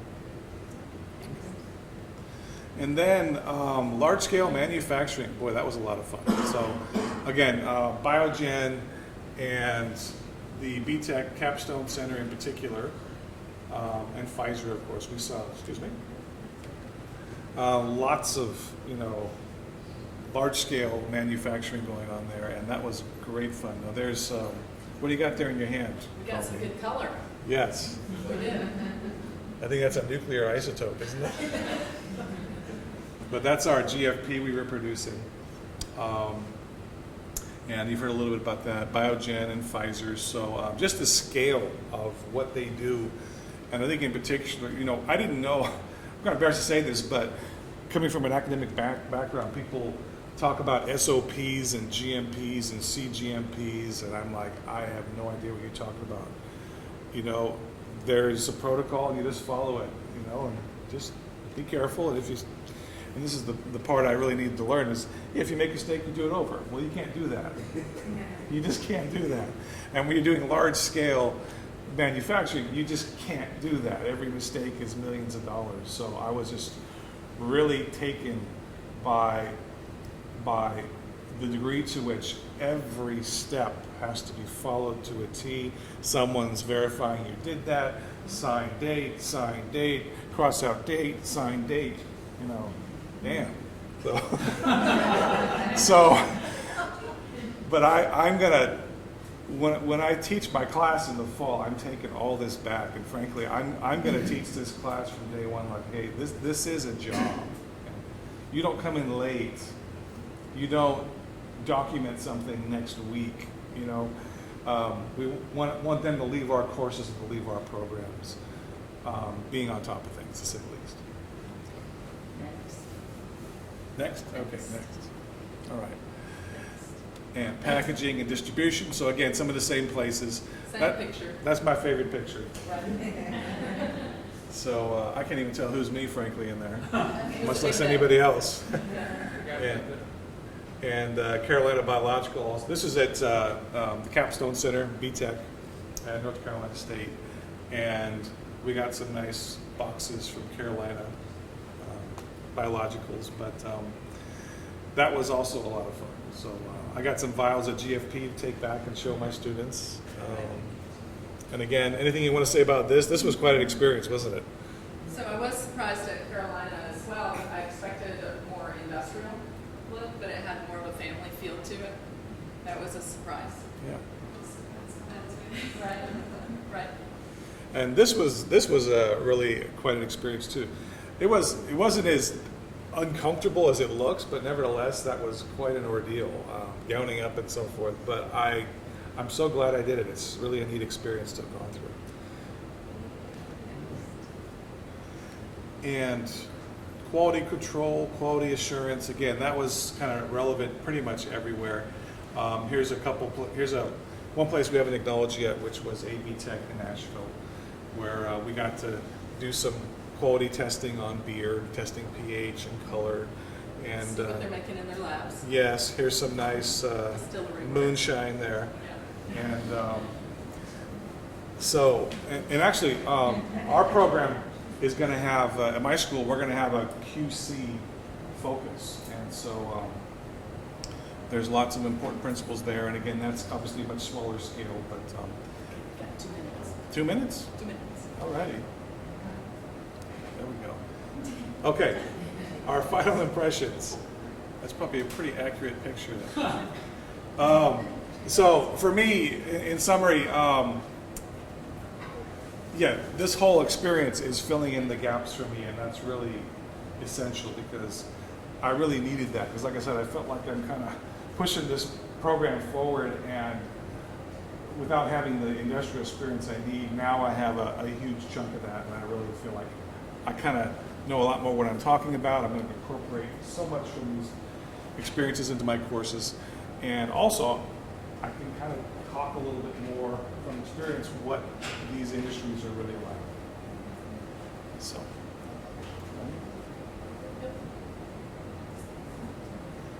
So my impressions or reflections, I was surprised about the amount of people that it took in order to produce the small vial. So that was something that I had never thought about before. I'll definitely be taking back a renewed sense of a love for science, which is important to somebody who teaches that. We want to get buy-in from our students and be authentic. And I got to practice some lab skills I hadn't used in a while. So I'm glad to be able to use those a little more effectively. And most important, I think, is the connections that you make with people in your field, your colleagues. Just for fun, there we go. I think maybe Kaden needs to redo her math because the back seemed a lot further than that. Yeah, we're going to miss that bus. Yeah. And we're both looking forward. We had a great time. North Carolina is an amazing state. I love it here. But of course, we do have home, so that's That's Crystal's from my front home. porch. My daughter said, "Come home." That's my town. At least when the air is clear, we got a little snow on the mountains and surrounding. And we want to thank everybody. I mean, you've all been over backwards for us. So all the leadership, Russ, Denise, etc., all, Allison, Patricia, etc. I wanted to give a little tip of my hat to Nell. Apparently, she bent over backwards to get me piano access. That's a whole other story. Hence the little Schroeder there. Forsyth, of course, has been obviously, hosting us, and here we are today. So thank you. National Science Foundation for funding, all the hosts that took their time to take us in and show us everything.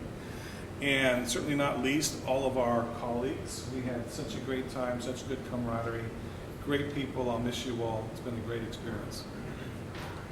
And there they are. All right.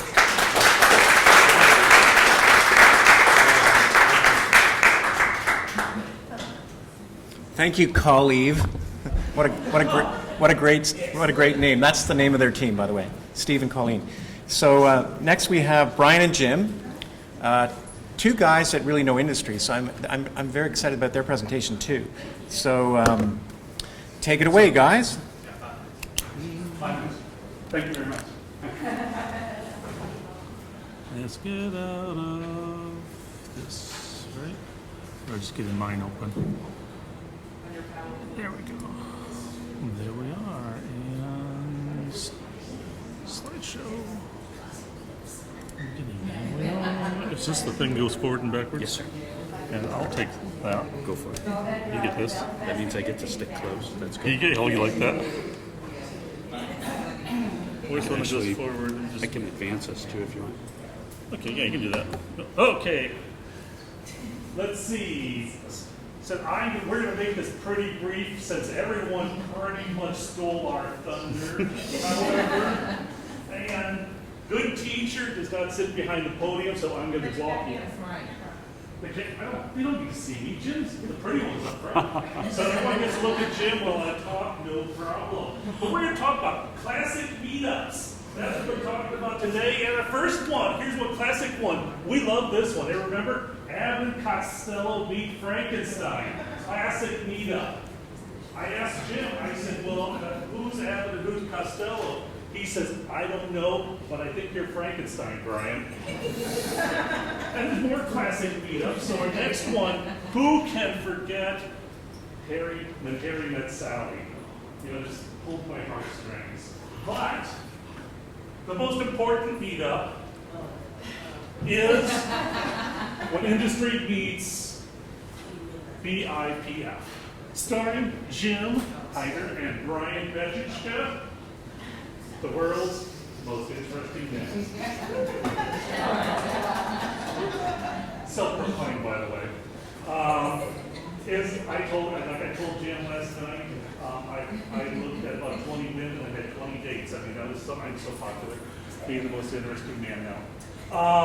And so we're going to talk about industry. So where do we start? What did we bring to this?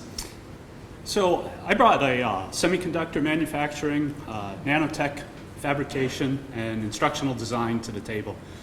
That's been my worldview for my entire professional career after the Navy. When people are talking about not being comfortable in the aseptic clean rooms and whatnot, that's the world I lived in. So having 12 years over at Intel in the clean room environment, the aseptic and the biomanufacturing, that was just like going back to industry with a new paradigm though. So I've only recently become a teacher. I've only been teaching at the community college for about 5 months now. Just prior to that, I was contracted to develop a whole suite of classes for a nanotech program. So instructional design in the background of creating all of that qualified me to teach it at the school where I work. So that was the perspective that I was bouncing everything in this program against. And I keep that with a chemical industrial background. I am, believe it or not, I'm the world's authority on nicotine residue, and I told my wife if I ever find anyone that's impressed with that fact, I will shake their hand, and I'm still looking for them. So I work the big equipment. I've made lots of APIs, but I'm getting on 52 years. Now, back when I was getting my PhD, the Human Genome Project was in progress. And I remember this was taking years. There's a lot of people saying, we're spending millions and millions of dollars doing this. What a waste of money. Look where we are now. We can now sequence a human genome down in what, 2 days? 27 hours. This is incredible. And it's going to be even better when we show the picture. You do it all in this like 2 by 2 by 2 box. It's just amazing. And so this is where I'm coming from. I got left behind in this new technology of biotechnology. And so now we're going to scream through the next slides because if you haven't figured out what we all did was just incredible. We did so much, but all my colleagues did a great job talking about. So what we did, here's some pictures of things we learned. Some of us already knew them. Some of us were like, oh, how do I do this? You know, so this is pretty cool. Next, we did PCR electrophoresis, new to some, old hat to others. Next, and look at all these great people we worked with, and they took incredible amount of time out of their day because when we're in industry, time is money, and I am so happy with the time they took out to spend with us. Next slide. I was just going to mention super quick on this, the Pfizer and the Biogen, especially their cultures, reminded me of time that I spent at Intel. Always looking for something to hang the new on the old. was a theme that I needed throughout the program, and grounding things at Pfizer and Biogen. That was just very comforting for me. Loved their cultures. And next, bioprocessing has been talked about. That's really cool. And next, we did clean room. Wow, was that fun. Next slide. I'm going to say it less sarcastically. That was fun. And just the instrumentation, what I'm going to point out is, and I'm going to look at this, and I'm going to talk about this later, and all these, there's the DNA sequencer. It's just this box. You put in a sample, you get, you know, how many gigabytes of data that's incomprehensible. But these are all really black box nowadays, and I'll talk about that with what I'm going to bring back. So, a lot of the instrumentation, I write SOPs for a living, and bringing SOPs into a classroom environment is one of my personal passions. I do it with nanotech equipment on a regular basis. We just got finished with a project of writing 15 SOPs for 7 different nano characterization tools. I just saw all sorts of applications for those possible SOPs with the biotech instruments as well. So I saw a lot of place where I could hang my hat within this industry as well.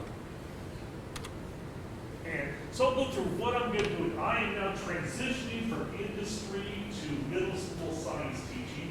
I call this my victory lap. And I can tell you, since I left industry, my chest pains have gone away. I don't wake up screaming in the middle of the night. So, but what I'm going to do is, what do you do? My budget is, oh yeah, I don't have a budget. So, I need to bring biotech into a middle school classroom using duct tape and baling wire. So, and you can do it because, yeah, you spend hundreds of thousands of dollars on an instrument to do things fast and simple. I don't have to do things fast. I don't have to do it a simple way either. So I can make myself an incubator from a ice chest and a light bulb. Microscope. The iPhone can do so much. We can make the microscope. The Spec 20. Thank you, Carolina Biologicals. We are going to be looking at using that to look at UV, look at absorbance. And I just loved, I saw this on the internet, you can actually do electrophoresis with batteries and just auger. So that's something I'm going to be looking at. And it doesn't cost me a lot of money. And I'm going to do the centrifuge, and there's the whirligig. I actually saw this online. There is a plans for how to make a centrifuge using the strings or whatever using your 3D printer. So these were all ideas of my plan. A year from now, I want to get a lab together. I want to go to the Maker Fair in Des Moines and be showing that, well, I just made my own biotechnology lab and showing other people how to do it. So I just wanted to talk about some of the things I plan on bringing back. Having been an evaluator with the NSF, I thought our evaluator might appreciate me making some commitments that she can follow up with later on down the road. So I put out this whole context, confidence, competency, and curricula down as things that have occurred to me over the course of the last 4 years. 4 weeks. It felt like 4 years. I guess that's over the last 4 weeks here. The educational context that I was able to keep on just marrying past experiences to new experiences has just given me so many anecdotal experiences to share with students. So I'm excited about that. I came into this program with absolutely no knowledge of biotechnology. And I'm walking away still feeling overwhelmed by what I know I don't know anything about yet. Having said that, I've got a lot of confidence to pursue this. I've got a lot of confidence to bring it back to my classroom. So if there's anything I'd like to say, second only to what I'm going to comment in a minute, I want to thank the program in its entirety for that kind of competency. I am actually competent at a couple of skills that I learned. That's not to say I'm all that or something. It's just I developed some competencies.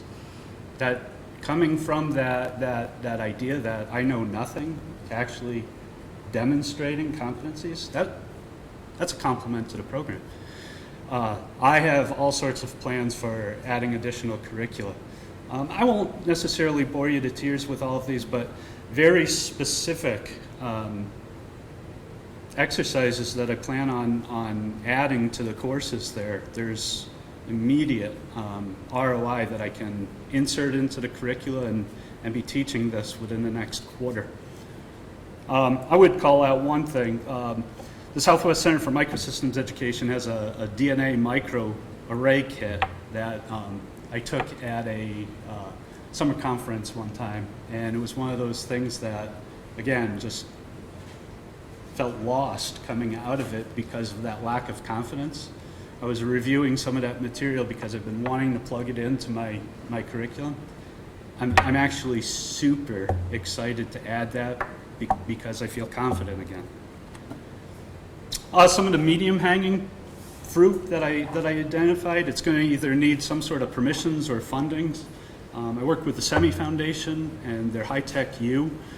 They have a nanotechnology lesson, and it's just absent. It has an absence of any sort of biotech, and there's all sorts of wide applications that we can add there. It's an outreach to high schoolers entering STEM fields, so definitely looking forward to that. Like I said, I develop SOPs, and one of the SOPs I developed was for a confocal microscope. All of the details within that lesson, very intimidating on how to use that tool. Some of the takeaways that I took away from Bright and a paper that they provided us is going to add so much context to that SOP, and I'm sure we're going to develop further skill sets from that. While I was here, I started considering a dream design would be to create a crossover kind of class where nano and biotech meet. We throw around the phrase nanobiotechnology quite a bit, but I'm not aware of any curricula at the community college level where those two cross in a class. I need to confirm that there's a need, and I want to explore who might fund creating that kind of class, and through NSF-type dissemination channels, that might be a very valuable product to our community. Resources, look, Dr. Woodruff turned me on to this biomanufacturing NBC2 website. I had actually started designing some of the materials that I was going to incorporate, and then I saw just how much of this has already been designed, and it's OER, open educational resources, that I'm just excited to be able to plug and play some of this stuff right into my classroom. The BioNetwork Capstone Center, that incredible suite of materials. Yeah, that's good. And we can both acknowledge them, Jim. Please. So, Russ, thank you very much. A lot of time and patience with all of us, kind of like herding cats most of the time. And Allison, taking a lot of time out of her many jobs. Patty cracked the whip on us. And last but not least, the ghost of the machine, Mary Florney. And none of this could be done without the support of the National Science Foundation. Thank you very much. I said something about one other learning that just kind of took the cake. One of the things you learn quickly within working at the National Science Foundation is the value of community of practice. And I am thoroughly excited about the community of practice that not only we've developed that within the colleagues in the program, the fellows themselves, but this wide array of community that we can tap into in the future. It's just, I don't want to sound too corny or anything, but it's heartwarming to know that we're able to build such a community that quickly and feel like such a part of the community that thoroughly. So I want to thank Russ in particular for developing this programming and helping to sustain it. Thank you very much.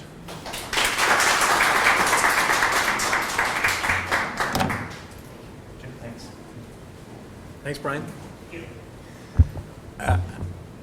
Jim sent his CV. We had seen their CVs way a long time ago when we enrolled them into the courses, but I had to take another look at his CV. He sent an updated version to us. And am I right? You were in submarines? Yes, sir. Wow. Thank you for your service. It's amazing. Okay. Next is Team Prosper. So the story is that Michelle and another girl, Sarah, actually had medical interventions and could not come at first. And then Michelle phoned us up and said, I really want to come. So she made it. The other girl, Sarah, from Ohio, couldn't make it. Hopefully she'll come next year. She had a son who broke his arm. So Michelle, it's all yours. Thank you for coming. Okay, so I got clicked out a little bit over here, so I need to re-log in and do all of this fun stuff.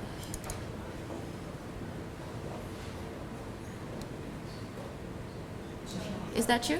Yes, on me. I think I can still find my way. Should be on the top. Yes, this is me. Okay, perfect.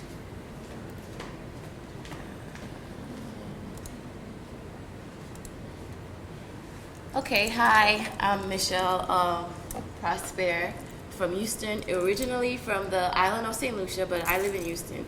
And I'm a 7th to 8th grade middle school science teacher, and I chose this topic, steaming onto biotechnology, steaming as other groups have talked about before, science, technology, engineering, art, and the M stands for mathematics, right? Okay, so currently I'm a middle school teacher, but in the fall I'll be taking on the role as an instructional specialist. So this really comes at the perfect time when I have the platform to really impact and create and develop a new infrastructure at my new school. What is this word? Okay, so over the last 2 weeks, and I'm really happy that I made it because I know that I missed a lot of the cool stuff, but I was really grateful that I got to meet such a eccentric group of people, and I've learned a lot, and it's been fun and interesting. But this is, as my colleague stated before, these are some of the places that we visited, and my presentation is just geared to how I plan to move forward in implementing into my curriculum and my district as a whole. So one thing that I noticed, and the takeaway that I got from all these different places that we visited, it's all-inclusive organizations. There's a place for everyone. And as a middle school teacher, our focus in Texas, at least, is always academics. But I have students who are also very practical, you know, and one thing that I need to take back is how I balance, you know, the academia versus the practical, and the encouraging my students in moving forward. Another observation was you have 2-year degrees, you have 4-year degrees, you have people in these organizations who have certifications. So there's, like I said in the beginning, there's a place for everybody. And moving forward, they're moving towards innovation, and this is one of the things that I know as a middle school teacher, we have the platform to really impact the future. Because at 8th grade, this is the point where they're very like, I'm not sure what I want to do or where I want to go, but this was one of the big things that I took moving forward. This is just talking about the degrees. The game plan that I have for my new school year, I really want to build a culture in my school and in my district. And I know that if I can, because as an instructional specialist, I'm able to reach a lot more people and a lot more program developers. So this is one of the things that I want to do. Implementation, really practice in the classroom, like the SOPs, proper documentation, develop and promote, make this an awareness, something big where everybody's into it and it's out there. Share and collaborate, so just a lot of collaboration with myself and my teammates. So this is Texas, and the little star right there, this is Houston. This is my district, Alden Independent School District. And we are Title I, which means that we get a lot of federal funding, and most of our students are economically disadvantaged, and they come from homes which are really rough. So I work in the heart of the urban district, and this is our statistics. Most of the students that I teach, they're first-time Hispanics, first time in the United States, and I also teach a high population of some of the most interesting African-American students that you would find, and they come from really hard, difficult homes. So this is what I'm dealing with. Biotechnology is something that they probably never even heard of before. So moving forward, it's going to be a difficult journey, but I'm excited because of this program on my approach. I guess my job is to connect the dots. Like, how do we go from middle school to industry? How do we transition throughout their education to build their mindsets and looking forward to biotechnology as like an industry and a sector that they can go into. So career awareness, we have a lot of career days in my district, and there's never been anybody in a biotechnology field. Texas is, from my perception, there is a lot of biotechnology, but our focus is mostly engineering. And another thing that I observed was on this side of the country, you have Common Core, and there are standards that actually focus on biotechnology. But in Texas, the TEKS, which are the educational standards for Texas, there's nothing to foster biotechnology. So this is one of the things that I want to incorporate indirectly into my curriculum, so we can have a little section where the kids become aware of what's actually out there. Building the language, through my visits, I noticed how important scientific vocabulary is, and sometimes we take it for granted, little things like synthesis and, little words like that. So I want to make a big deal out of it, and I have a lot of interactive word walls in my classroom, and I want to make this a thing, the scientific vocabulary, because I realized I knew how important it was, but like I said, 8th grade, it's the place where you really impact those students, that's the start. So my first thing is the curriculum. I'm also the science department chair and in the district. So I really want to first I want to say, in the classroom, engagement is the key, because you can have all the tools and all of that, but if you're not an engaging teacher and if you don't go out there and use them correctly, you're not going to be, you're not going to serve the purpose that you're really there for. And one thing that I took was Dr. Woodruff. He was very engaging, and I want to be that teacher. So there was a lot of self-reflection. Like, I want to be that person. He's very enthusiastic about what he does, and this was throughout all the companies that we visited. One thing, that soft skill of positivity and just flexibility and being a person first and then a professional. So that's one thing that I want to take moving forward, and I thank you for that. So a lot of learning models, which I already implement in my classroom, but I want to do more. I want to take it a step forward. Those extension pieces for my special ed students and my ESL students and my GT students, I want to take those learning models, and I think it was at Carolina Biologicals. There is this digital aspect that they have now. I want to take that and just throw it into our curriculum, make it a part of our everyday lesson planning or learning planning. So make it into a big thing. The Bio Network, I looked on their website, and there are lots of lesson plans and lots of objectives already listed for teachers. So this is one of the things that I will bring to my team, so we can incorporate, make those resources available so we can incorporate into our actual curriculum. We do a lot of argument-driven inquiry in my school, so I want to use those resources that I got from this experience and push it out there so we can add those things to our current extensions. Documentation. In my school, we do a lot of interactive notebooks. and we forget about the lab manual, like the lab notebooking, like taking the notes. And that's one of the things that I took. I need to go back to doing that, and just building those practices moving forward. These are just some sample lesson plans. I guess when we upload this to the website, you have access, but it's from a lot of the different companies, from Wake Forest, BITech, the Bio Network, and Caroline Biologicals. There's a whole bunch, so we can always look into that. Exposure, science fair. Well, this is just the framework right now. It says Save Biotechnology, but I'm going to be building on that, and I want to take all the articles that I have gathered as I've moved through the different companies and have my kids select, and based on that, they're going to create they're going to choose a STEM and create something towards science fair for that. And like I said, it's middle school, it's the beginning, it's not going to be on a high level, but it's a start. Writing boot camps. Biotechnology is not just the science, it starts with the actual writing. So writing across our curriculum would be something that we should look into going back to my school district. So I'm looking forward to talking about that. Training for staff, I will definitely be recommending this program for the other teachers in my district. So I will be an advocate for BIFP. So I'm looking forward to going back and sharing my 2-week experience and having, so you guys are going to get a whole bunch of applications from Houston, Texas, Aldine ISD or Galveston ISD, whichever one that I choose. So this is a big platform. One thing that I was really fascinated about was the actual bioinformatics DNA sequencing that we did with Jason. And one of the programs that I do want to incorporate is coding and programming with my middle school students. So this is a start. It's a platform, and I'm just so excited about everything that I'm taking back.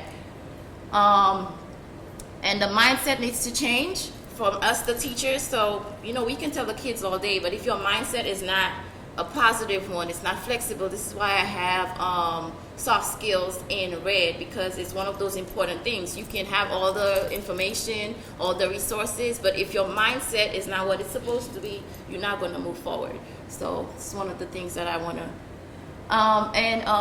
Everybody was in this program knew that that's all I did every day. So I tried to, these are some of the people I'm very thankful for. I'm really thankful for Eddie, because when I came in, he really helped me. He's an incredible teacher, even though he does not want to teach, but he's very, very good. And he really helped me when I came in. And to Russ and Allison, Mary, and the entire BIFP organization, I'm very grateful to be given a second opportunity to come, at least for the 2 weeks. I learned a lot, and I'm very grateful. And I have these pictures if y'all want them. I'm willing to share. And thank you.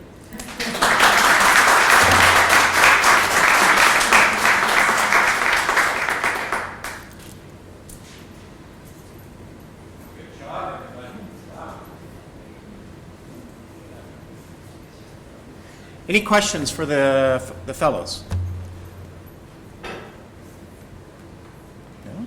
Okay, with that, thank you. I want to introduce, or reintroduce, for most of you met Dr. Alan Murdoch, who's the Vice President of Economic Workforce and Development here at Foresight Tech. He would like to give his salutations. Alan, come on up. And Denise, we need you. Still alive. That's applause. I'm going to keep this real short and sweet, because I think it's me, and then some of these, and then lunch. Yes. All right. I'm just going to say a couple nice things. And then we're going to ask you for a favor. I'm going to warn you because you're about to do something to do. All right. So, first off, congratulations.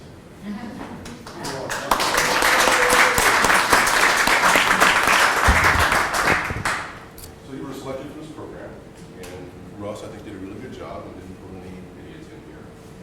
So, Pfizer calls them jerks. all right. So we had some pretty smart people in this group. And then I walk into the room and say, you're going to leave here better than you came. Is that right? Yes. You did a good job. I think the team did really a great job. But truly, what you do afterwards is even more important. You're going to impact people's lives, and that's awesome. Also want to say a special thanks to our partners. We can sit here and lecture all damn day long. So you throw on a suit and get into a clean room, or play with some of the toys, then really bring it forward. So without our partners, we couldn't be doing this. Well, thank you for that. And NSF, I think you're here as well. Special thanks for letting us continue this. Hopefully another one next year. Yes. Okay, so then what did I say I was going to do? A couple nice words. Favor. Okay, favor. Something's going to happen to you in the next 12, 18, 24 months. Something good is going to happen to you because of this program. When I met you guys 23 days ago, I told you that the last two educators of the year for SciTech came through this program. Yeah, I was okay. What I need you to do is if something good happens to you, don't tell Russ. Because Russ doesn't matter. We're coming to the National Science Foundation, right? You need to tell, who do they need to tell? They need to tell Celeste Carter. Tell Celeste Carter. Right. If something good happens to you, because then it helps us in the long run. All right, here's where you're going to screw up. So, you've been here 23 days, right? Supposedly, and I'm not a scientist, right? But supposedly if you do something 21 days in a row, it becomes a habit. Here's where you get in trouble. You guys leaving tonight or tomorrow? Right. So why are you going home tonight? You're going to make a mistake tomorrow morning. You're going to wake up and not make your bed. So I'm thinking over the last 23 days, someone's making your bed for you. If you're married or living with somebody, just fair warning, you need to break that habit and get back in good graces of whoever. They may be excited to see you, but they're not going to be happy with the new habit here. Having said that, that's all I've got for late Thursday mid-Thursday afternoon. Feels like Friday. Feels like Friday. Congratulations. I'm glad you made it. I'm glad you enjoyed Winston-Salem. I'm glad you enjoyed the state of North Carolina.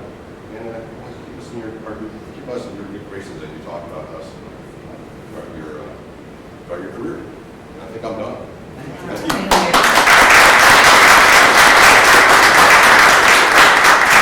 But Alan, you're done but not gone. Okay.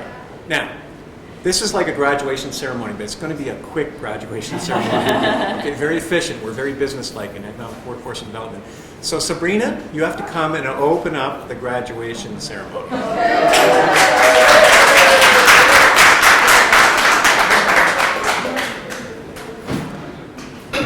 Very talented group here. I'm going to show you. I'm going to show you. Thank you. All right. I'm going to sing a little piece of a song. Okay. I would turn backwards, but I'm not. Okay. We've been together for a while now. We're growing stronger every day now. It feels so good and there's no doubt I will stay with you as each morning brings the sunrise and the flowers bloom in springtime. On my love, and you can rely I will stay with you. Oh, I will stay with you through the ups and the downs. I will stay with you when no one else is around. And when the dark clouds arise, I will stay by your side. And I know we'll be alright. I will stay with you. Ooh, ooh.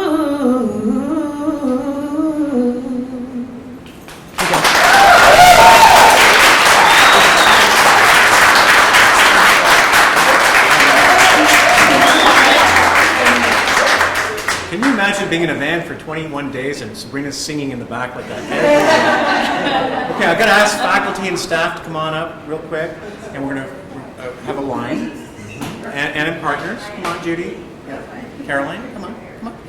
Tandika, that's Tandika. Boko is one of our BIS from last year, who actually was one of those instructors that won Teacher of the Year at Coast. And partner Stephanie, Mary, mobilize. Amy, come on. John. This is the way we do it in economic workforce development. We're very inclusive. We want everybody to celebrate. Judy, come on. Yeah. Okay, so Dr. Murdoch has the privilege here, and we'll just we'll shake hands. Yep. Alrighty, so if you hear your name, it means you passed. Okay, so we have Michelle Prosper. Come on there.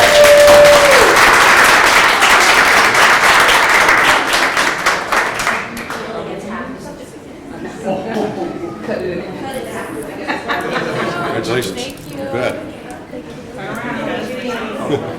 Colleen Knight.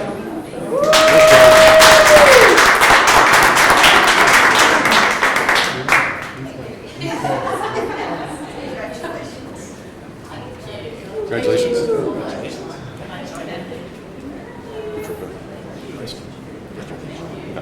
Crystal Patrovic.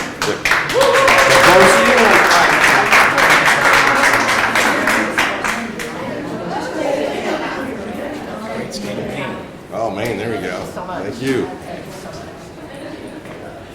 Thank you. Guy, today?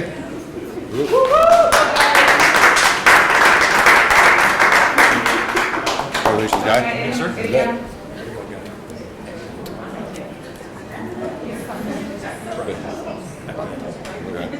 Brian, back here. Congratulations, sir. Thank you.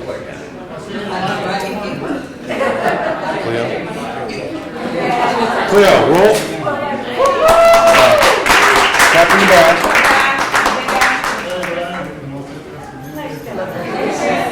Sorry there's no tassels to toss, but maybe next year. Congratulations. Thank you. You bet. Thank you. Akita Henderson.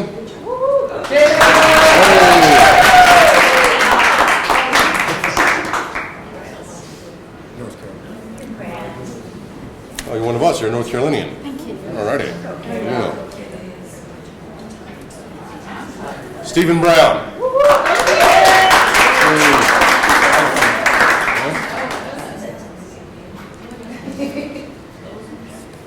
Good to see you moving, Steve. Yeah. Since you travel the most, you can sleep in tomorrow. Thank you. All right, Sabrina Easington.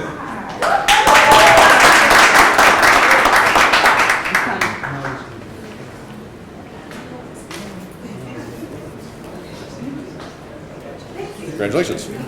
Yeah. Go. James Hyder, second.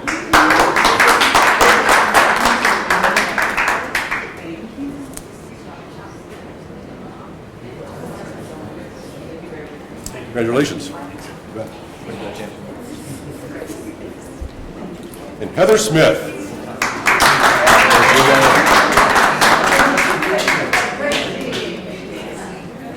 Thank you, Heather.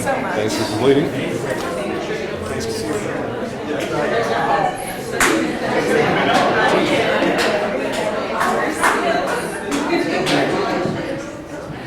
Okay.